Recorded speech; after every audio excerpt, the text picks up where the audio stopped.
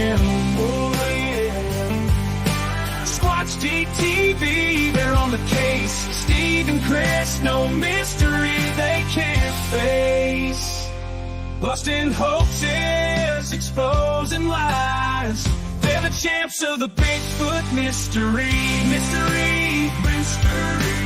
Bringing truth, science, and clarity. Squatch-D TV, they're the real deal. Uncovering the truth, it's time to reveal. Squatch-D TV, take us on your quest. Find the legend, put the rumors to rest.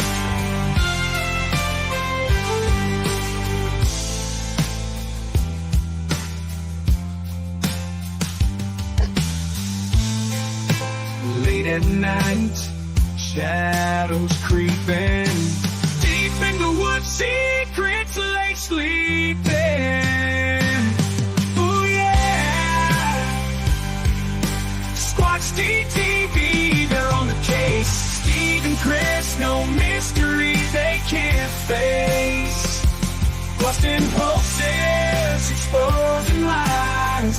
They're the champs of the Bigfoot mystery. Bringing truth, science, and clarity. Squatch-D TV, they're the real deal. Uncovering the truth, it's time to reveal. Welcome to Squatch-D TV, where the truth is first before all else. Join your hosts, veteran investigator, TV personality, and author Steve Kulls, and from the Kentucky Bigfoot Research Project and the Kentucky Fried Fixes channel, Chris Bennett. Sit back and prepare to take yourself on a journey with the longest-running Bigfoot podcast, Squatch-D TV. Here are your hosts, Steve and Chris.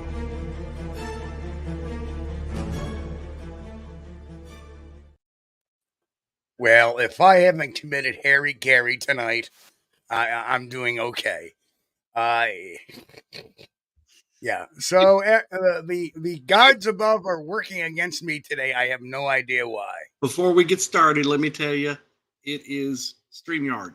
Okay, the sound that come off the show when you just started it from here, it sounds weak. But when I went over to the YouTube channel and listened to the intro there, fine, perfect. Got the bass, got the mids, everything. So my mic is working fine now. Something's going on with StreamYard, bud. Okay. That's what it is. The problem is identified. I don't know if it's solved, but it's identified. Yeah, I don't understand why. It must be in their processing when they upload the stream. It goes through their filters. I don't know, but it's completely different here than it is on the live on the YouTube. Yeah, completely different. But it's okay. And Alex, I see Tate's in there trying to stir the pot with you already tonight. We'll let this guy in the chat.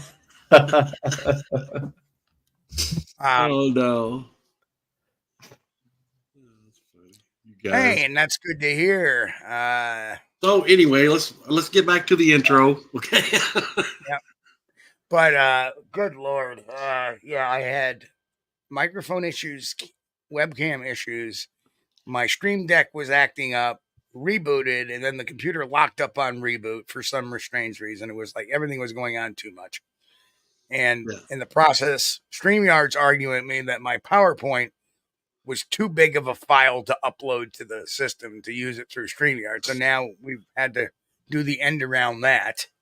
So it's like juggling a bunch of things, but thanks for hanging in there, folks.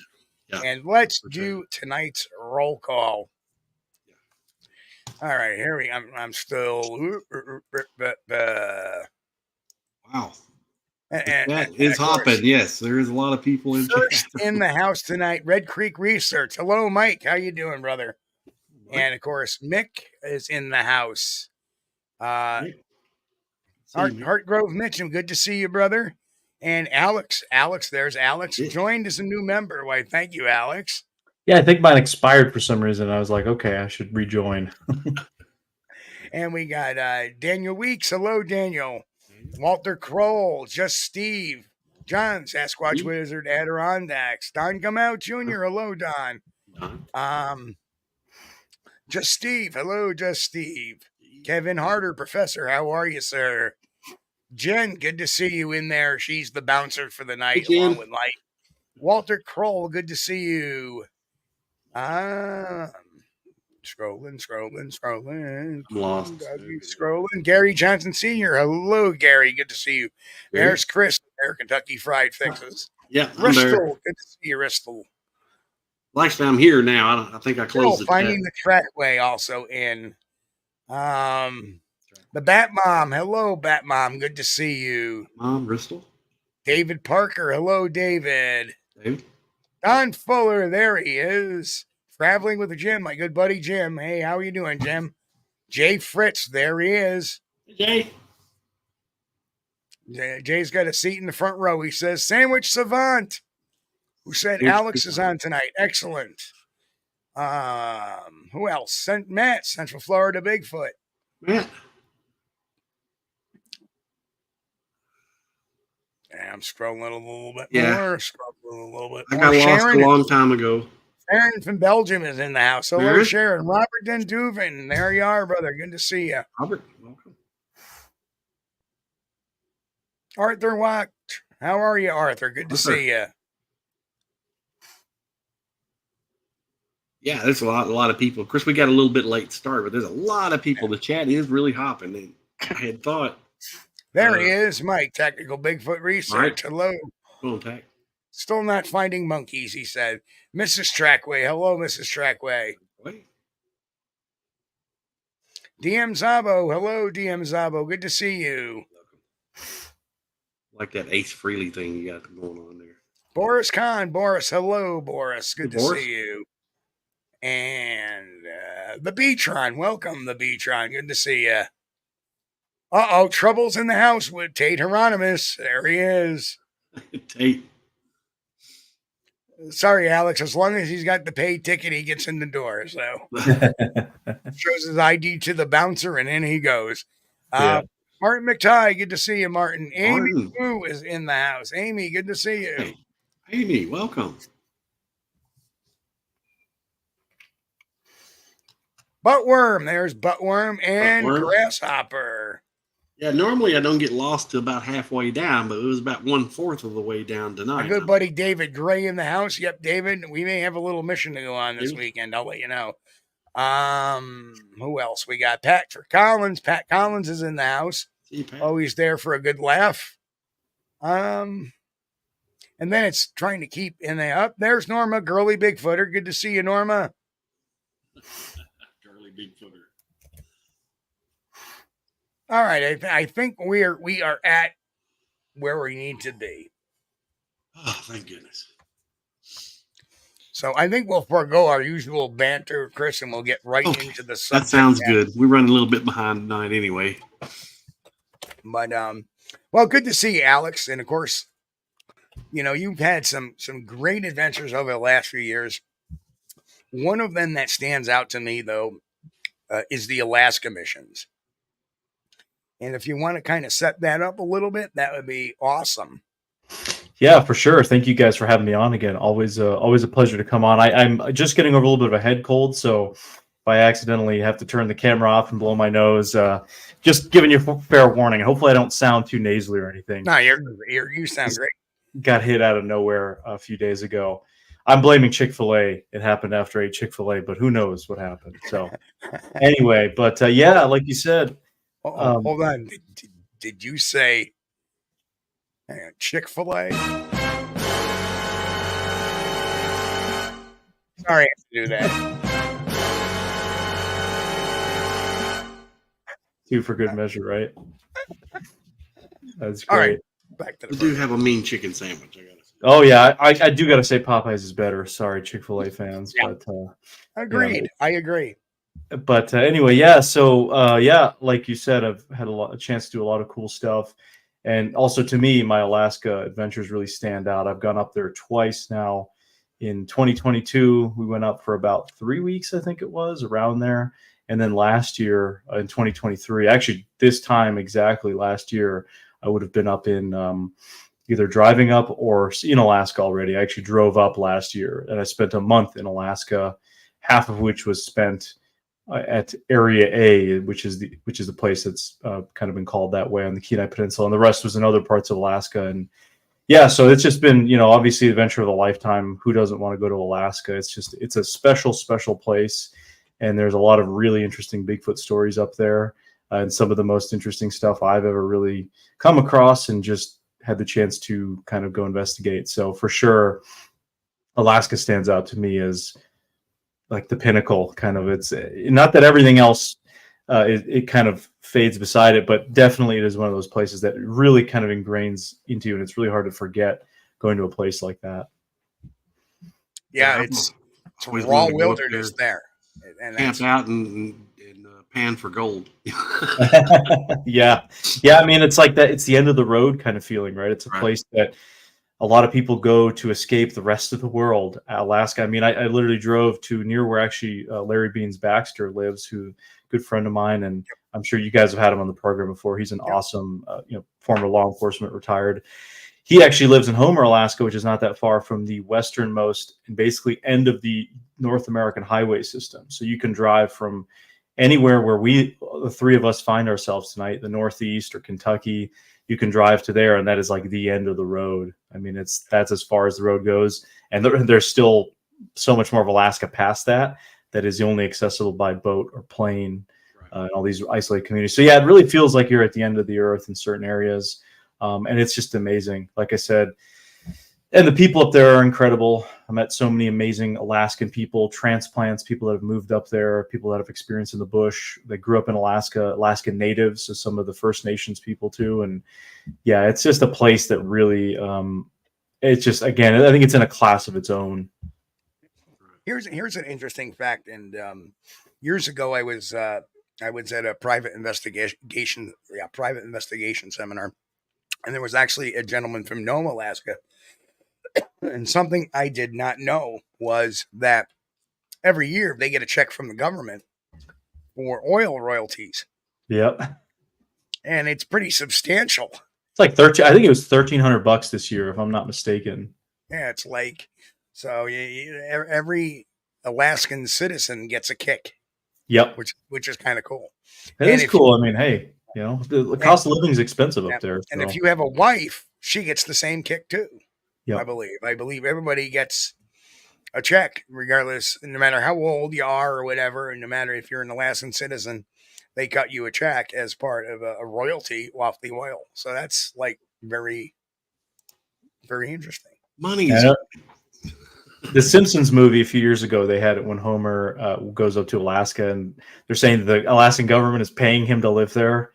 They pay people to move to Alaska. That's kind of what they're sort of talking about. Right. It's really cool. Yeah. So they get that check every year. I don't know if it's gone up or not with inflation. I'm not sure, but I think I read something that was like $1,400 this year. So there you have it. Yep. So basically like the stimulus checks from a few years ago. Yeah. Very, very, very interesting. I used to work with a guy that helped build the pipeline up there. So he was up there, many decades ago. And, his thing, he made really great money, but his thing was the cost to live there. Yeah, it's incredible. It is one of the most expensive cost of living in the U.S., I believe. So what you have there in Alaska, at least what I noticed is, if you're very well off, or you have and a lot of the jobs up there are actually a lot higher paying than they are in other parts of the U.S. I mean, I got buddies up there that, they do like psychology work, that sort of stuff, and they're making a lot more than that same job in other parts of the lower 48, just because there's a higher demand. So yeah, you have a lot of really wealthy people that move up there because you just need that sort of money to really exist, and then you have a lot of poverty as well. So it's kind of, I don't want to say there's not a middle, but at least from what I observe, you definitely need quite a bit to live comfortably up there, just because everything is so expensive. Everything gets shipped up there, which is kind of ironic because all the commerce and everything that goes to the lower 48 from China and other parts of the world goes through Alaska first, essentially, and then down us. But it's, they can't even get some of the Amazon stuff and some of the stuff that we kind of take for granted anywhere in the lower 48. Even if you live in a rural area like myself, it's still, just the virtue of being in Alaska, it's just more difficult for basic kind of things. You have to forego some of those luxuries, perhaps. Different way of life for sure. You gotta love it. Yeah. One of the things I like about it, the people that live remotely, you know, 9 out of 10 of them don't even have an automobile. They'll either have a plane or they'll Float have plane, a boat. Yeah. Oh, exactly. Float planes are really common. I got to go out on one, or not a float plane, just a bush plane, actually, Right, very common right. as well. Float planes, bush planes, a lot of those places, like I said, that aren't accessible by the road system. Yeah, that's actually a picture from a bush plane. I went out with a guy who actually came to our event Monster Fest last year. He had watched some of the small town monster stuff, and we had set a time, and we wanted to do this whole big Alaskan bush adventure where we flew out in a plane, spent a couple days out there. But the weather last year was so bad. We were constantly getting hit with rain, and it was just Yeah, really that doesn't look too. You got clouds above and clouds Yeah. below. I mean, Yeah, how my scary- GoPro is strapped to the side there. You can see it on there, and How yeah, scary it was of a a short. ride? How scary of a ride? It wasn't too bad. I mean, I've done scarier rides when, with on helicopters with the no doors. We actually did a flight last year, or in 2022 in Alaska, where we went with no doors, and that's the same kind of thing we did for in the Adirondacks. You might remember, Steve, Right, for the Journey film. After we filmed with you guys up there near your research location, we went out with the helicopter with no doors on it. That's a little scarier because if you drop something, I mean, it's gone forever. But yeah, I felt like I was in good hands in this plane ride. The guy who was taking me was he was a good pilot. So yeah. Now, is that clouds beneath you, or is that Yeah. actually just that's clouds as well? That's clouds. Yeah, there's clouds beneath us and above us. That was the undercast. So down in the valley, you're looking up and it's just a cloudy day. And the pilot, he was looking for openings, so he'd find, let's try this opening and see if it clears out further as you get out into the bush. And unfortunately, the weather was not really great, so we just got a short flight in. But a lot of those really interior parts of Alaska you just can't access via car, so you have to take like a plane ride or something out there. Yeah, this would be scary because you're in there looking down. Okay, where am I going to land? Well, fly around for a little while and it'll clear off. What season are they in this particular picture? This was in July. Yes, this was July last year, and as a lot of the Alaskans had said that Alaska, this was the worst summer they'd ever had in Alaska. It rained like half the time, and it was in the 50s and 60s the entire time. So that's not exactly summer to most of us in the rest of the U.S. So it was not desirable, I guess. But we still had a lot of fun, and we got to go out to some cool places. And yeah, I mean, how strange is it to see snow in July? It's weird. It's definitely weird, especially at those higher elevations. Even if you're hiking in certain areas, you'll find patches of snow. Again, some in the more mountainous areas. But I mean, for me, it's not that weird, I guess, because there's even parts of the White Mountains here in New Hampshire that will have a few patches of snow, like up on Mount Washington, that you'll see. But this was definitely, when we drove up to Alaska and we're going through parts of British Columbia and the Yukon, it was early June and there was plenty of snow still, like at very accessible locations. So their spring, basically May starts, and then, I mean, it just goes into full summer mode. When I was there in 2022, we arrived in early May and there was still a lot of snow everywhere. It was totally gray. All the leaves were down. And by the time we left at the end of May, it was like everything had just bloomed all of a sudden. All of a sudden it was green. The weather was nice. There's no like ease into spring. It's just winter and then here's summer. And that's, again, you got to really love that kind of thing because it's not something most people can deal with. Now, what were the days like? I mean, how much daylight did you have versus nighttime? So that first year I went in 2022, a couple of the first few nights we were there, especially down on the Kenai Peninsula, which is a little bit further south, we did have a little bit of where it gets dark for about 3 or 4 hours, and we saw some star cover. But by the end of our week stay, it was already to the point where it would never really get fully dark. It would just kind of become this dusk. So if you're walking around in the woods, you couldn't really see anything without a flashlight because it's that thick, temperate rainforest kind of environment that gets dark on itself. And last year when I went to the same area for 2 weeks, I mean, it would never really get dark, right? And it would just be this kind of dusk. But again, you're with the clouds, it made it a lot darker in the woods. So it was still, you need a flashlight to walk around in the woods. But when I was up in Fairbanks, which is 6-7 hours north of the Anchorage area, it's like 1 a.m. and it looks like the sun has just barely gone down and just basically just dips beyond the horizon and then comes back up. It doesn't really get dark. I mean, we were just in Fairbanks for this event when I was there last year, and yeah, you're looking outside and there's people walking at like 1:32 in the morning, and it's like, it's just weird. It's not normal. They have heavy duty shades for a reason up there. Now, how did that affect your sleep? Actually, I think because I was so tired, and we drove the entirety of from the East Coast to Alaska in like a week. I was just so exhausted, it didn't really matter. But I found even during the first year we were there, we were told to just bring eye shades, those little, you wear them on like a plane or something. I was told just bring those, and I just would wear that at night just to really block everything out. Or you could just take a COVID mask and go. Yeah, just flip it over your eyes, right? Yeah. So that's what I did. We did the heavy duty masks, or the eye shades, whatever, and that worked well. I mean, I don't really have a problem sleeping, I guess, in general. So if I'm tired enough, I can fall asleep in broad daylight. So it didn't affect me. Some people get affected more adversely than others, but yeah. Yeah, there was an old Pacino movie, and actually Robin Williams was the villain in the movie, and he was a lower 48 cop that got sent up to Alaska to investigate, and he could not sleep. I'm not sure. I think it was called insomnia. I think I know what you're talking about. Yeah, that's a common thing up there, that a lot of people do kind of go crazy because of the daylight, and because in the winter you have periods where there's maybe only a couple hours of light, and it's not really full sun is bright in the sky. It's just kind of like that dusk, and it's just dark the rest of the time. And then in the summer it's the opposite. So some people take like melatonin pills and that kind of stuff to help. But yeah, it's just a wild place, and there's a lot of weird crime up there. A lot of people go crazy because it's the end of the road. People go up there to escape things, escape their past. So you have a mix of very eclectic characters up there, and definitely weird criminals out in the bush that are just evading justice. And then people maybe mixed with the lack of sleep, they just turn insane. So there's a lot of really weird missing people cases that are basically just other people, right? That's just strange homicides and that sort of stuff. And it's inspired a lot of different films and movies about it.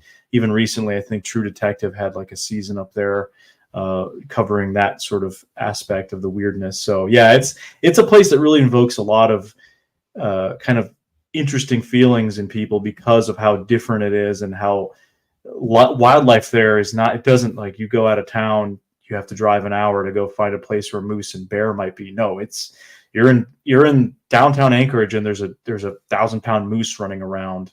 And it just recently, Larry Beans Baxter had sent me an article. People had been killed. Somebody had been killed by a moose in his hometown or his town where he was a police officer in Homer. So it's no joke. When I was there last in 2022, there was some U.S. soldier was killed at a base out there by a brown bear. So you're not that far out from the woods, and the animals come to you. So I mean, the population of Alaska is only about 700,000 people, give or take, and there's actually more caribou. I think there's like 800,000 caribou in Alaska. So there's just more caribou than there are human beings. Wow.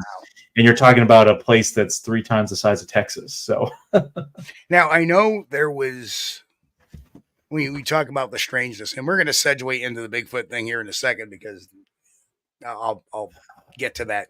But I do know there was a couple of serial killers that came out of Alaska. The first one was a baker, a very well-known businessman who would pick up women of the night and fly and take them out, to fly them out in his plane and take them out in a remote and hunt them. Wow. And that was right. And then there was Israel Keys, who lived in Nome and got snagged because he killed a girl in Nome, a barista, kidnapped her, got it on film of the kidnapping and everything. And eventually, when the FBI got him, they realized, because they got him in Texas of all places.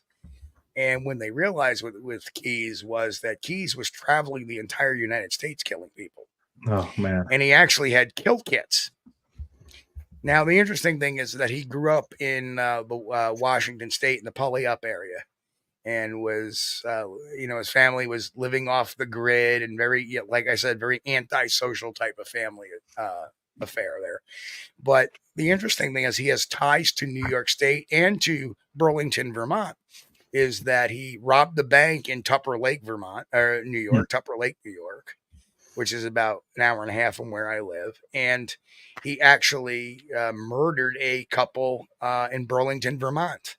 Oh boy. And but that was one of his stops. And he is thought to be responsible for at least 10 more, but they haven't identified. They may have identified one in New Jersey, but I am almost sure he is responsible for a missing adult that she went missing in 1998 out of Albany. And the tie-in is he owned a house in Constable, New York, which is right on the Canadian border in New York. Well, you know, I've been to Constable. You can literally park on the road, the main road there, and look and see Canada. And the funny thing is he joined the Army in 1998, 3 months after she went missing, but where he enlisted was in Albany, New York. So there was a tie-in to Albany with him and everything. So it's really, really weird stuff. But anyway, I digress. So what do you think with this crazy, not necessarily weather pattern, but the light? What do you think that may do to a Sasquatch, perhaps? You know, how do they? I mean, in the lower 48, we believe that they're mostly nocturnal. But what, you know, now you have these periods of daylight. And of course, conversely, in the wintertime, you have these periods of nighttime. What do you think that changes their patterns or maybe their behaviors? Because a lot of people say that the Alaskan Bigfoot's a little more aggressive. What say you? Yeah, that's a good question. I think it doesn't really affect them all that much. I would imagine they'd be used to it. I mean, because a lot of the other animals that exist up there also just operate. I mean, instead of having to deal with nighttime, they just kind of operate throughout that time. I mean, you have so many large animals, and that's what's interesting about Alaska as compared to maybe other parts of the lower 48. You have pretty much all the mammals are larger. I mean, you do have a lot of the little rodents and those kinds of things and tons of birds, but you're talking about caribou, moose, Sitka black-tailed deer, mountain goats, Dall sheep. So you have these really huge animals. And the moose in Alaska, I mean, I've seen a few of them. Saw one crossing the road in front of me while driving up there. I mean, this thing was the largest thing I've ever seen in my life. It had to be pushing 1,200 pounds. I mean, a male. And I've seen some big ones. I live in moose country. I have moose here near my house, but our moose are a little bit smaller here in the New England area. You've got, of course, the brown bear up there, the grizzly bear, the Kodiak bear, which is like the largest bear on earth on Kodiak Island. And I think all those animals, they adapt to that environment. Obviously, the bears and those things, they hibernate during the winter months. They burrow like in other colder climates of the lower 48 and into Canada. But the ungulates, they operate all year long, the moose and the caribou and all those critters. So I imagine the Sasquatches, if they're up there, which I believe they probably are, it just seems like there are some great areas of habitat, especially in that southeast panhandle, into the southern part of like the Kenai Peninsula, where you have these temperate rainforests that stay a little bit more mild year round. They're not as brutal or harsh of a climate as, say, even 3-4 hours north of the coast, where you have really those kind of insane winter freezes and everything. The Kenai Peninsula and those coastal areas, they stay a little bit more mild. They don't get as much snow and as much crazy temperatures. And it's that temperate rainforest. So there's a lot of food sources, a lot of seafood sources as well. I mean, when we were out there at Area A, we ran into just about every type of animal out there, both terrestrially and in the water. I mean, you're talking humpback whales, orcas, seals, sea lions, sea otters, harbor seals. I mean, you name it. We ran into them, and that's just in the ocean. And you imagine that's a big protein source. A lot of the bears, actually, the coastal brown bears, are the same as grizzly bears, but they grow a little bit larger. I think it's like 100 to 200 pounds larger because they have access to the nutrients from the sea life. They just are bigger.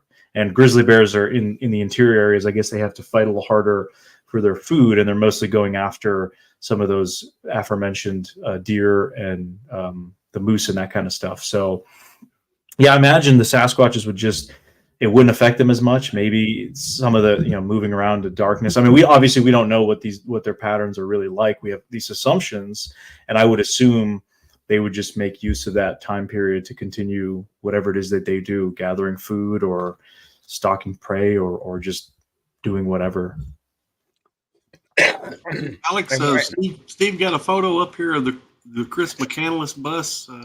Yeah, I was doing the pose. So that is that's actually the replica bus from the movie that came out like maybe a little over a decade ago. With the Eddie Vedder soundtrack. Yeah, I think it was it Sean Penn who directed the movie, I believe. So that's the Into the Wild movie. A lot of people have seen. That is the actual movie bus that they use, and it's at a brewery in Healy, Alaska, which is just outside of Denali National Park and right down the street from Stampede Trail, which is where Chris McCandless was dropped off. For folks who don't know, he was kind of this wanderer kid that decided to go live in Alaska and ended up dying, less than a year into his stay out there in the Alaskan bush. He was like 20 something miles down this trail, had found an abandoned bus, which looked just like this one, and was living in it, and then ended up dying because he ate a plant that basically killed his whole organism. Oh, he mistook it for another plant. So, and he's kind of idolized in a while, but it's more of a cautionary tale in my view. Alaska is a place where a lot of people go missing and die for very stupid things. As in many places, the number one killer of people is just they're not prepared, and the conditions. They will eat you away, and that's what happened to this guy. And this was in the 1990s, and it was put into an influential book that, of course, then became the movie. So it's a lot of people make a pilgrimage to that area, and it's one of the most famous kind of missing people or wanderer kind of stories in not only Alaska but in the world. So there's a weird kind of potential Sasquatch tie-in to his story that we investigated in some of our work up there. And I'd actually interviewed a friend of mine who used to work in the Denali National Park, and he had talked about this. He remembers when it happened. It was around the same summer where McCandless died, which I believe was in 1992. And there were these remote cabins out there on the edges of the national park. And Denali National Park is like 6 million acres. It is insane. It's larger than some other states, especially up here in the Northeast, and it's just protected land. But there were these remote cabins that were vandalized to a really weird degree. None of the food was stolen. Things were just vandalized. And it looks like it was most likely probably human caused, but a lot of people speculate maybe those are Sasquatch. Obviously, you can't really confirm or deny that. But what's interesting is that was initially blamed on McCandless, but some of the damage wouldn't have made sense timeline-wise. He was starving and dying, and why would he hike over 10 miles to remove a 400-pound wood stove out of the cabin and bend the sheet metal upwards and just ransack the place and not take the food if he needed food? So it was just a very weird case, and I actually have the official file too that had been filed by the National Park Service, which was given to me by my friend Norm, which was just like a report about the damage, because a couple of the cabins were owned by the park, and I believe some were privately owned, and they were all ransacked. So it was kind of a weird, very malicious destruction. It didn't seem like a bear either. There was no bear evidence. Question is that 400-pound stove did they ever find that stove, or was it completely gone? It was just moved outside of the cabin. Oh, gotcha. Like it was inside and it was physically just taken outside, which again is just a really odd thing for at the time McCandless they thought was around 100. He was under 100 pounds because he was slowly starving. He had attempted to kill moose and other animals, but didn't know how to preserve the meat. So he had killed a moose, I think, with like a 22, which is pretty insane. Just shows you can kill anything with a 22 if you try hard enough. But the meat had gone bad, maggots. So he was slowly starving, and that's eventually what led him to eating that plant that it caused him to, I think, vomit a lot, and he couldn't retain any water or anything like that. Dehydrated, that's what ended him. And he no bueno. Yeah, so it's a great book, and obviously the movie is a great story. It's not something you should do, but it's a lot of people kind of like that story. Well, yeah, he had a dream. He wanted to go live in the wild and live off Mother Nature, and that didn't work out so well for him. Well, he's one of many. He's one of many who have tried and failed in Alaska. Unfortunately, Alaska will chew you up and probably won't spit you out. So it's always good to have a backup plan. Yeah. Well, that is Alaska's just nature. Yeah. You go out into nature, it's no different. Nature is not nice picture of the Alaskan highway there. Yeah. I have a map on one of the photos that shows kind of the Alaska Highway, which is an interesting story. It's a highway that was built during the Second World War, actually, by the U.S. Army Corps of Engineers and the U.S. military that went through Canada, and it was kind of a deal. that the U.S. made with the Canadian government, saying we're going to create this highway that will link basically the lower 48 with Alaska. The idea at the time was there were some Japanese attacks on some of the Aleutian Islands, which are these chain islands that go all the way almost over to Russia and Japan. And there have been some battles. So they thought, well, Alaska could be threatened by the Japanese. We need a better route to go up and down. And I don't exactly remember how long it took them to build this, but they did it in an unbelievable amount of time, just how quickly they did it.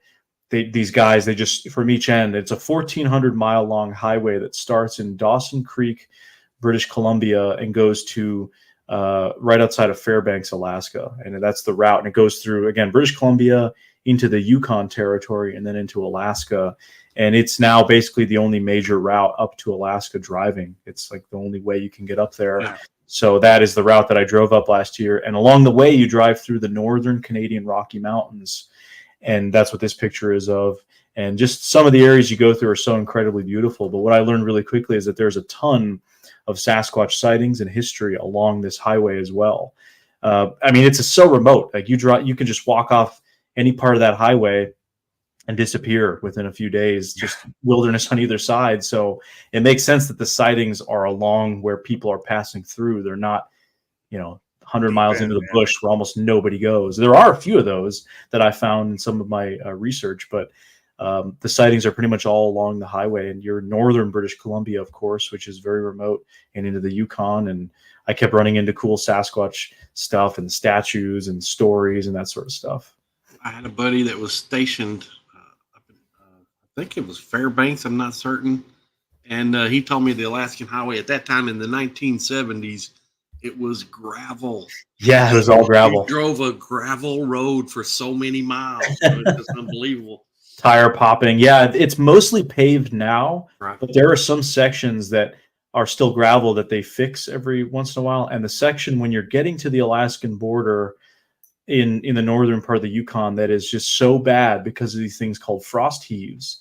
Now, Steve probably knows what those are because we have them up here in the Northeast, but these are frost heaves that are like, wow. I mean, it's crazy bumpy and bad just because it's such a remote area and the winter is so harsh up there.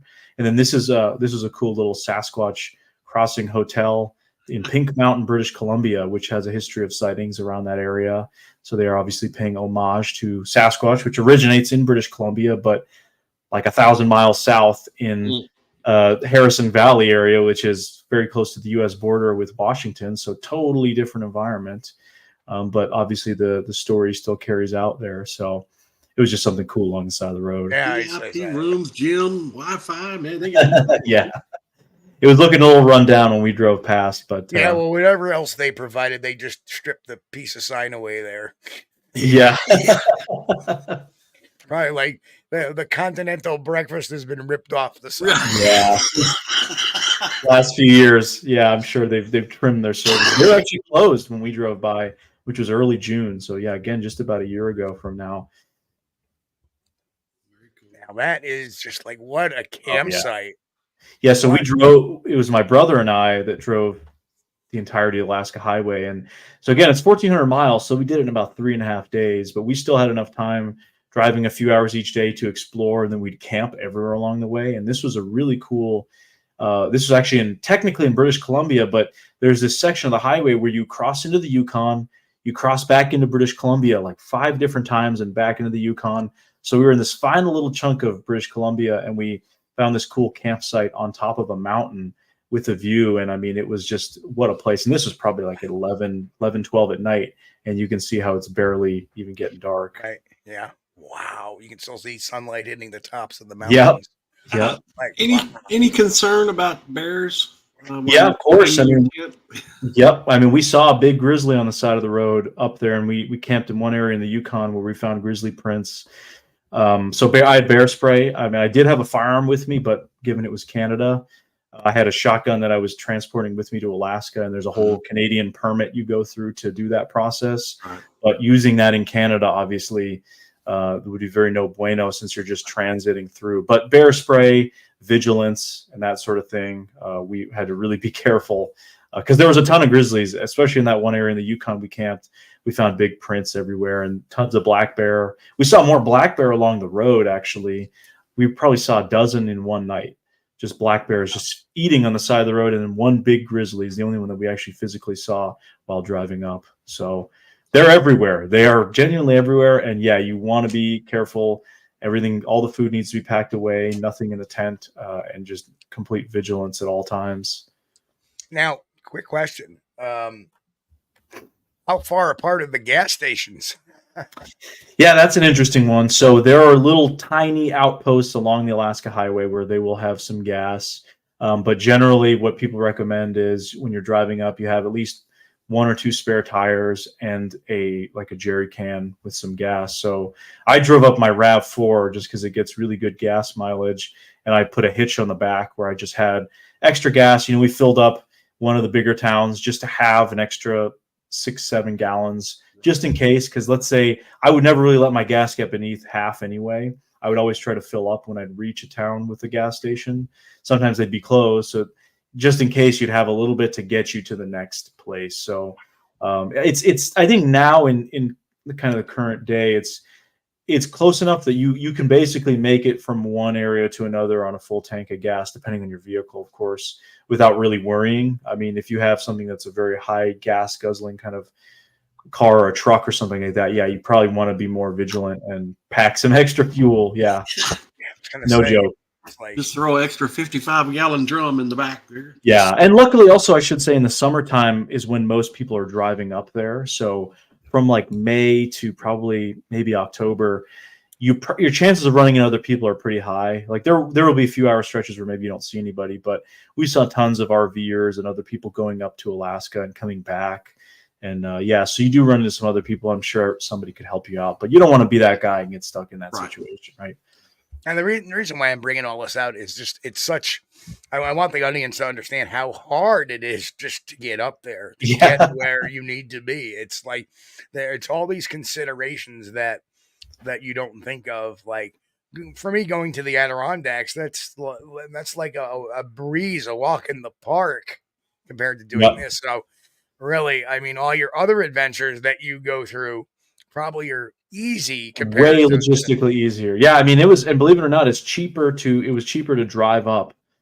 Yeah, because again, I was spending a month up there. It was cheaper to drive up because just a plane ticket in summer season from June to September, I mean, it was almost $2,000 for a plane ticket.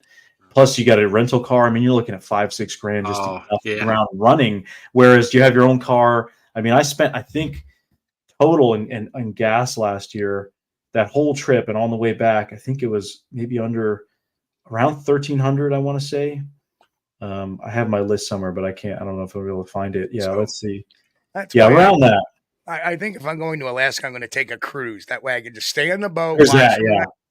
Nice, safe distance. So here we go. I spent $1,153 on gas. So that was, again, that's cheaper than just a plane ticket up there in the main tourist season. Isn't that crazy?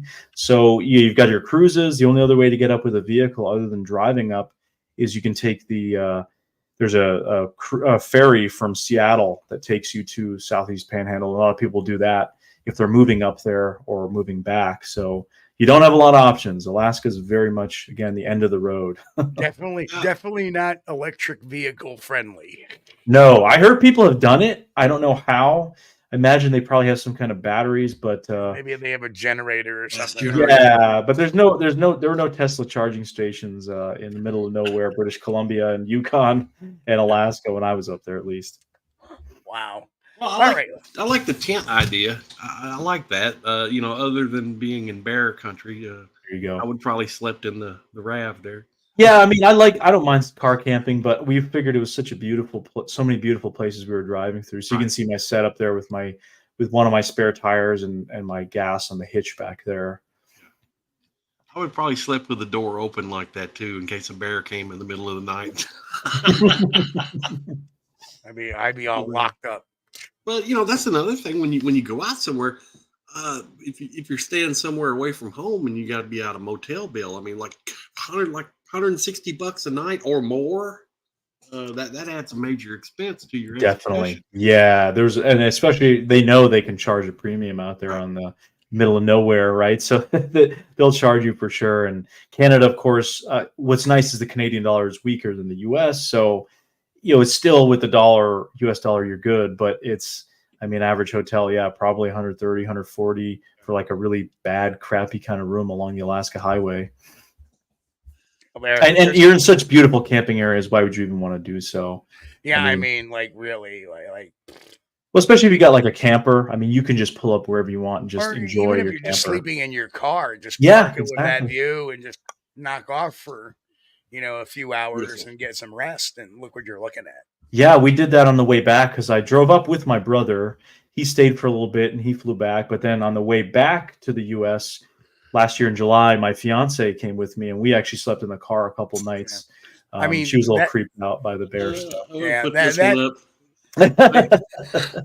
Mike said Alex snores loud enough to keep the bears away. Yeah, that's my natural defense, I guess. But just that view alone is worth the cost of the trip. Oh yeah, that's just one of many. That's unreal. Yeah. When I saw this picture, I'm like, oh yeah, just definitely a top camping. And there's a couple of your bears. I take. Yep, right on the side of the road. Again, as you're driving up, you see them all over the place. They just don't care. Like whatever. They do not care at all. Nope. No. Even the grizzly, he just looked at us and kept going. And we had one bear that came up and he was like sniffing the tire and the gas in the back. But other than that, they don't care. Yeah. Mm. How about this guy and a beautiful red fox there? Yeah, red fox, plenty of those. We didn't see like a lot of smaller critters. We just saw the big animals, but this was probably the smallest of the animals we saw, other than a Canada lynx. He doesn't seem too shy either. Yeah, he was just staring at us, man. I mean, I think it's these animals that are close to the road. They're probably just desensitized to people driving and they don't care, or it's just not a threat to them. I don't know which one it is. Yeah, you're far into them probably. And you're like, what the hell is this? Doesn't look like it's bothering me. So yeah, there's a grizz. There's the grizzly. He was a big boy. Yeah, that was really cool. Bears scare me. I'm afraid of bears, and I'm not ashamed to admit it. They're intense, man. And so we're driving, and there's this stretch after you leave. You're basically in the last part of northern British Columbia, heading to the Yukon, and that's where we were seeing so many black bear. We had a counter at this point. We were like, okay, is this number 7, 8? And then we see this guy lumbering on the left side on a little embankment we're on the right side, and we pull over. I'm like, oh, look. And we're like, oh, dude, that's a grizzly bear. That's not a black bear. You can see the shape of the back and everything, and just obviously the bulk and the difference in the snout. And he just kind of walked around, and we were lucky enough to get some video and pictures, and he just kept going on his own. I mean, it was super cool to see. That's the only thing that would bother me about sleeping in a tent, because you got this little thin piece of nylon between you and that. It's a comfort thing. It makes you feel like there's a safety, but there's really not. Of course, there's the story of the grizzly man that documentary that Werner Herzog did. Timothy, whatever his name was. Timothy Treadwell. Yep. Who spent years, like 4 or 5 years, going up, and the grizzlies were his friends, and he went up there with a new girlfriend, and one of the bears decided lunchtime. Yeah, and very tragic story. You don't mess with these guys. He made the mistake. He trusted his life to the good intentions of a wild creature. You never do that. You may get away with it once or twice, which is wonderful. Right. But don't press your luck. Definitely not. And that's what I say about animal. That's what I say. If you can get away with being near a bear once, okay, fine, that's great. I'm not going to try to attempt that ever again. No, not a good idea. Although, it's kind of funny that somebody was telling me that if you think about shark attacks versus bear attacks, you get far more shark attacks than you do bear attacks. Yeah, I was just in New Jersey last week for an event, and I saw the creek where the Matawan attacks happened in 1916, and it's inspired in Jaws and that kind of stuff. So yeah, sharks are. Yeah, I mean, it's funny because moose are actually statistically more dangerous in Alaska than bears. Yep. Because of the amount of people that get attacked by moose. I think people underestimate moose, which is really strange. I don't know why you would. They're scary and huge and not very smart animals. Well, you think about it. The average bear has a brain maybe the size of a roll, right? But a moose has the size of a brain of a walnut. Yeah, and that's why they don't. A bear sees us and they realize, "Oop, this is something I should normally." Says this is something I'm not going to mess with. This is something I shouldn't mess with. This is an apex predator. Yeah, but a moose just doesn't have that filter. No, yeah, there's again just recently fatal moose attack up there, And again, the bear attacks do happen. I mean, the brown bear and the grizzly, they are ambush predators, so they cannot be underestimated under any circumstance. Right. But moose are just unpredictable, and they'll just go crazy and they'll stomp you to death. Guarantee, if I lived up there, I would not go to the mailbox without a Ruger Super Blackhawk strapped on the hip. A lot of people don't. A lot of people will not go even out to the mailbox there without a gun. I know quite a few people who they're strapped even going, to check the mail. And they're strapped with like 50 cal guns. 44 Magnum. 44, 357 is the bare minimum there. 10 millimeter and 357 are like backup guns, don't expect to go out with a 9 millimeter because no. Maybe right off the bear's head. Yeah, maybe in the city is like if you're on people, like an EDC, but man, 12 gauge up there is a really good choice. Obviously, a lot of people like lever action, so 45-70s. Pretty much, the big bore revolvers too. Obviously, 44 Magnum's really popular. You got the 454 Casull. I mean, so many different. As you start getting into the bigger territory, I carried a 357 mostly, but I also had a 12 gauge as a primary. So because it's hard to beat 12 gauge with some Black Magic Magnum Brennicky load for that. Now this is area A. Hey, look at that beautiful shot there. Oh man, and that's probably late at night too. This was, this is like after midnight, almost 1 a.m. And I mean, you can't really see the mountains there, but there's still sun hitting the tops of the peaks there. And I mean, that's a story. It's probably the coolest case I've had the chance to work on. I mean, location alone and kind of how that happened was back in 2021, I was contacted by a guy who's actually formerly from New England, former military. He lives and works up in Alaska. He had built this property in the middle of nowhere on the Kenai Peninsula, over an hour boat ride from the nearest town. And they just started having weird stuff happen, kind of stereotypical Sasquatch stuff, visually seeing rocks being thrown horizontally out of the woods, weird roaring sounds, knocks, all that, the whistles, some of the sort of stuff. And he thought it was weird. And he would contact people from the area and they'd be like, oh yeah, that's like Sasquatch stuff. He's like, man, what are you kidding? Like, this is serious. Like, we're not joking around here. He's a guy again who's very professional character, former military, big game hunter, fisherman, like lives and dies for this kind of stuff. And he was like, this is not a joke. We're having some weird stuff happen. And started talking to other people. I believe was in touch with folks like Doug Hychek and Jeff Meldrum and others initially. And then started saying, well, maybe there is something going on here. And then he started letting kind of people come out and do some research and try to get to the bottom of it. And that's where people like Larry Beans Baxter had gotten involved. And Beans started going out there on trips. And then he had reached out to me because he had watched, I believe, an interview I did with Beans back in 2021. And he saw, oh, you're also from the New England area. I'm originally from there. We kind of hit it off based off of that. And then he said, the invite is open. Like anytime you guys want to come out here.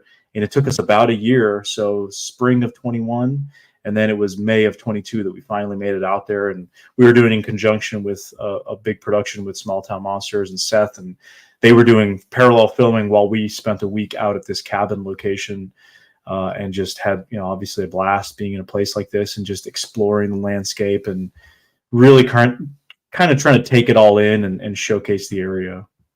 Now, the $1 million question is, what weird experiences did you encounter on your first trip there?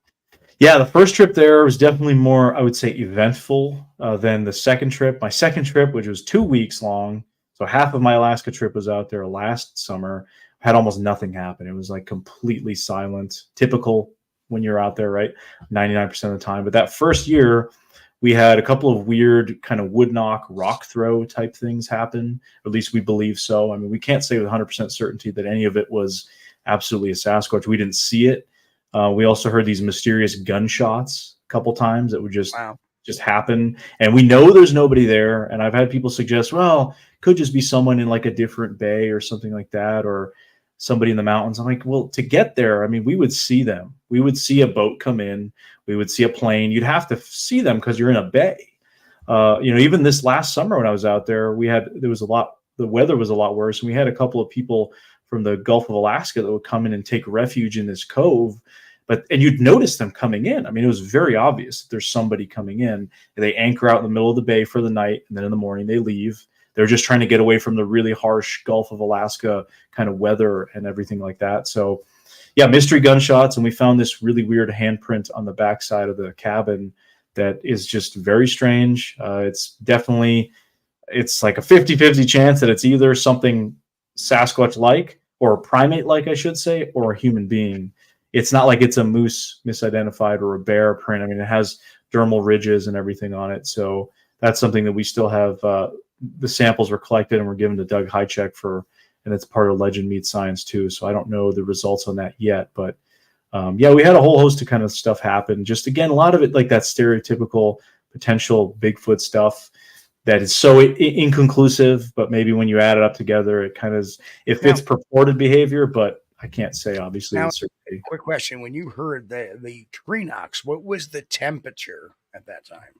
So that was the one night we heard them. We were up on this campfire, which is above where the cabin is. It's like a short walk, a few minutes in the woods. I think I have a picture of that somewhere. Yeah, you probably do. It's on like a cliff, and we were sitting around. It was myself, Eli, this guy, my buddy Ron Reed, and Rob Roy Menzies up there. He runs the Bigfoot Art Gallery in Alaska. He's been to the property quite a few times.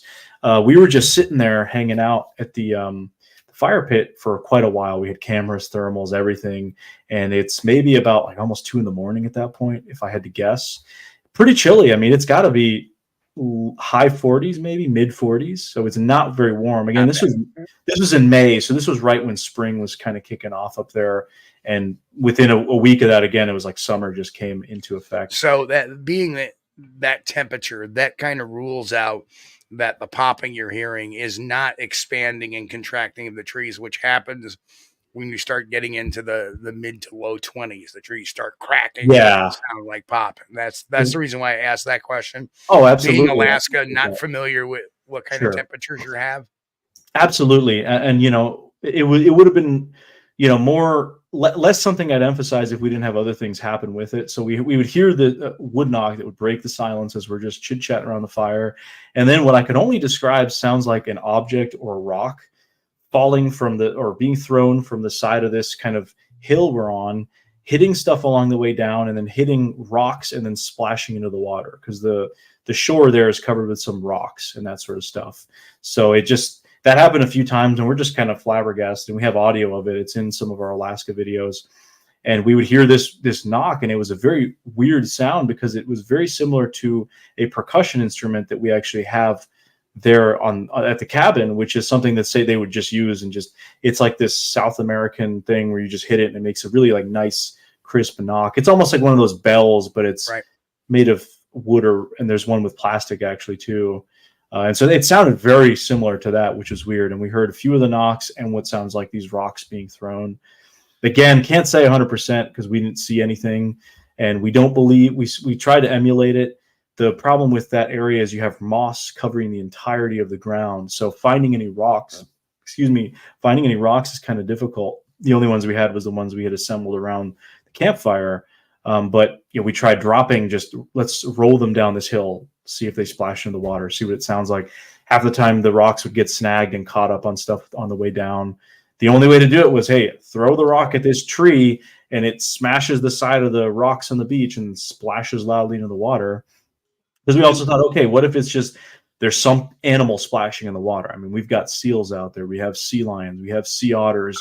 They all can slap and make these kinds of noises. But it was the other stuff precluding that, or right before it, that was it didn't just emanate from the water. Because we did hear nights where we'd hear slapping and there's a seal, and then you hear and the sea lions. I mean, I have this audio. I remember reviewing the audio, and I'm like, oh my God, we got something crazy. And then I realized it's just a sea lion going, It's scary. I mean, you're thinking Sierra sounds. You're like, oh my gosh. And then it's just a sea lion. This is a saltwater bay here, Alex? Saltwater bay. Yep. This is connected to the Gulf of Alaska. So if you look at a map of the Kenai Peninsula, we're in kind of that southern coast area, which is hundreds of miles, and it all looks the same. It's the same area as the infamous Port Chatham. It's the same areas where Les Stroud, is that my cat? Same area where Les Stroud had his kind of weird encounter. It's just these remote kind of coastlines, and it's all connected to the ocean. So we would have orcas and humpback whales right in this bay just pop up, and incredible drone footage of these animals. Just, you know, we were woken up one morning by the cabin owner and Rob Roy and some of the other guys saying, whale, you guys got to get out here.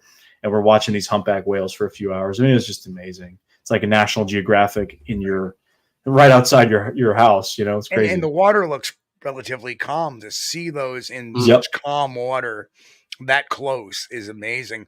I mean, Oh, I've yeah. seen humpbacks on the ocean, Yeah. but I couldn't imagine seeing them in a nice calm, like in. Oh the yeah, water. it's just Yeah. because it actually drops off pretty much in there, and there's a lot of little like smaller fish and things that exist kind of in these sort of bays and these coves, and there's just bays and coves all over the place out there. So yeah, I mean, we saw orca pods entire last year.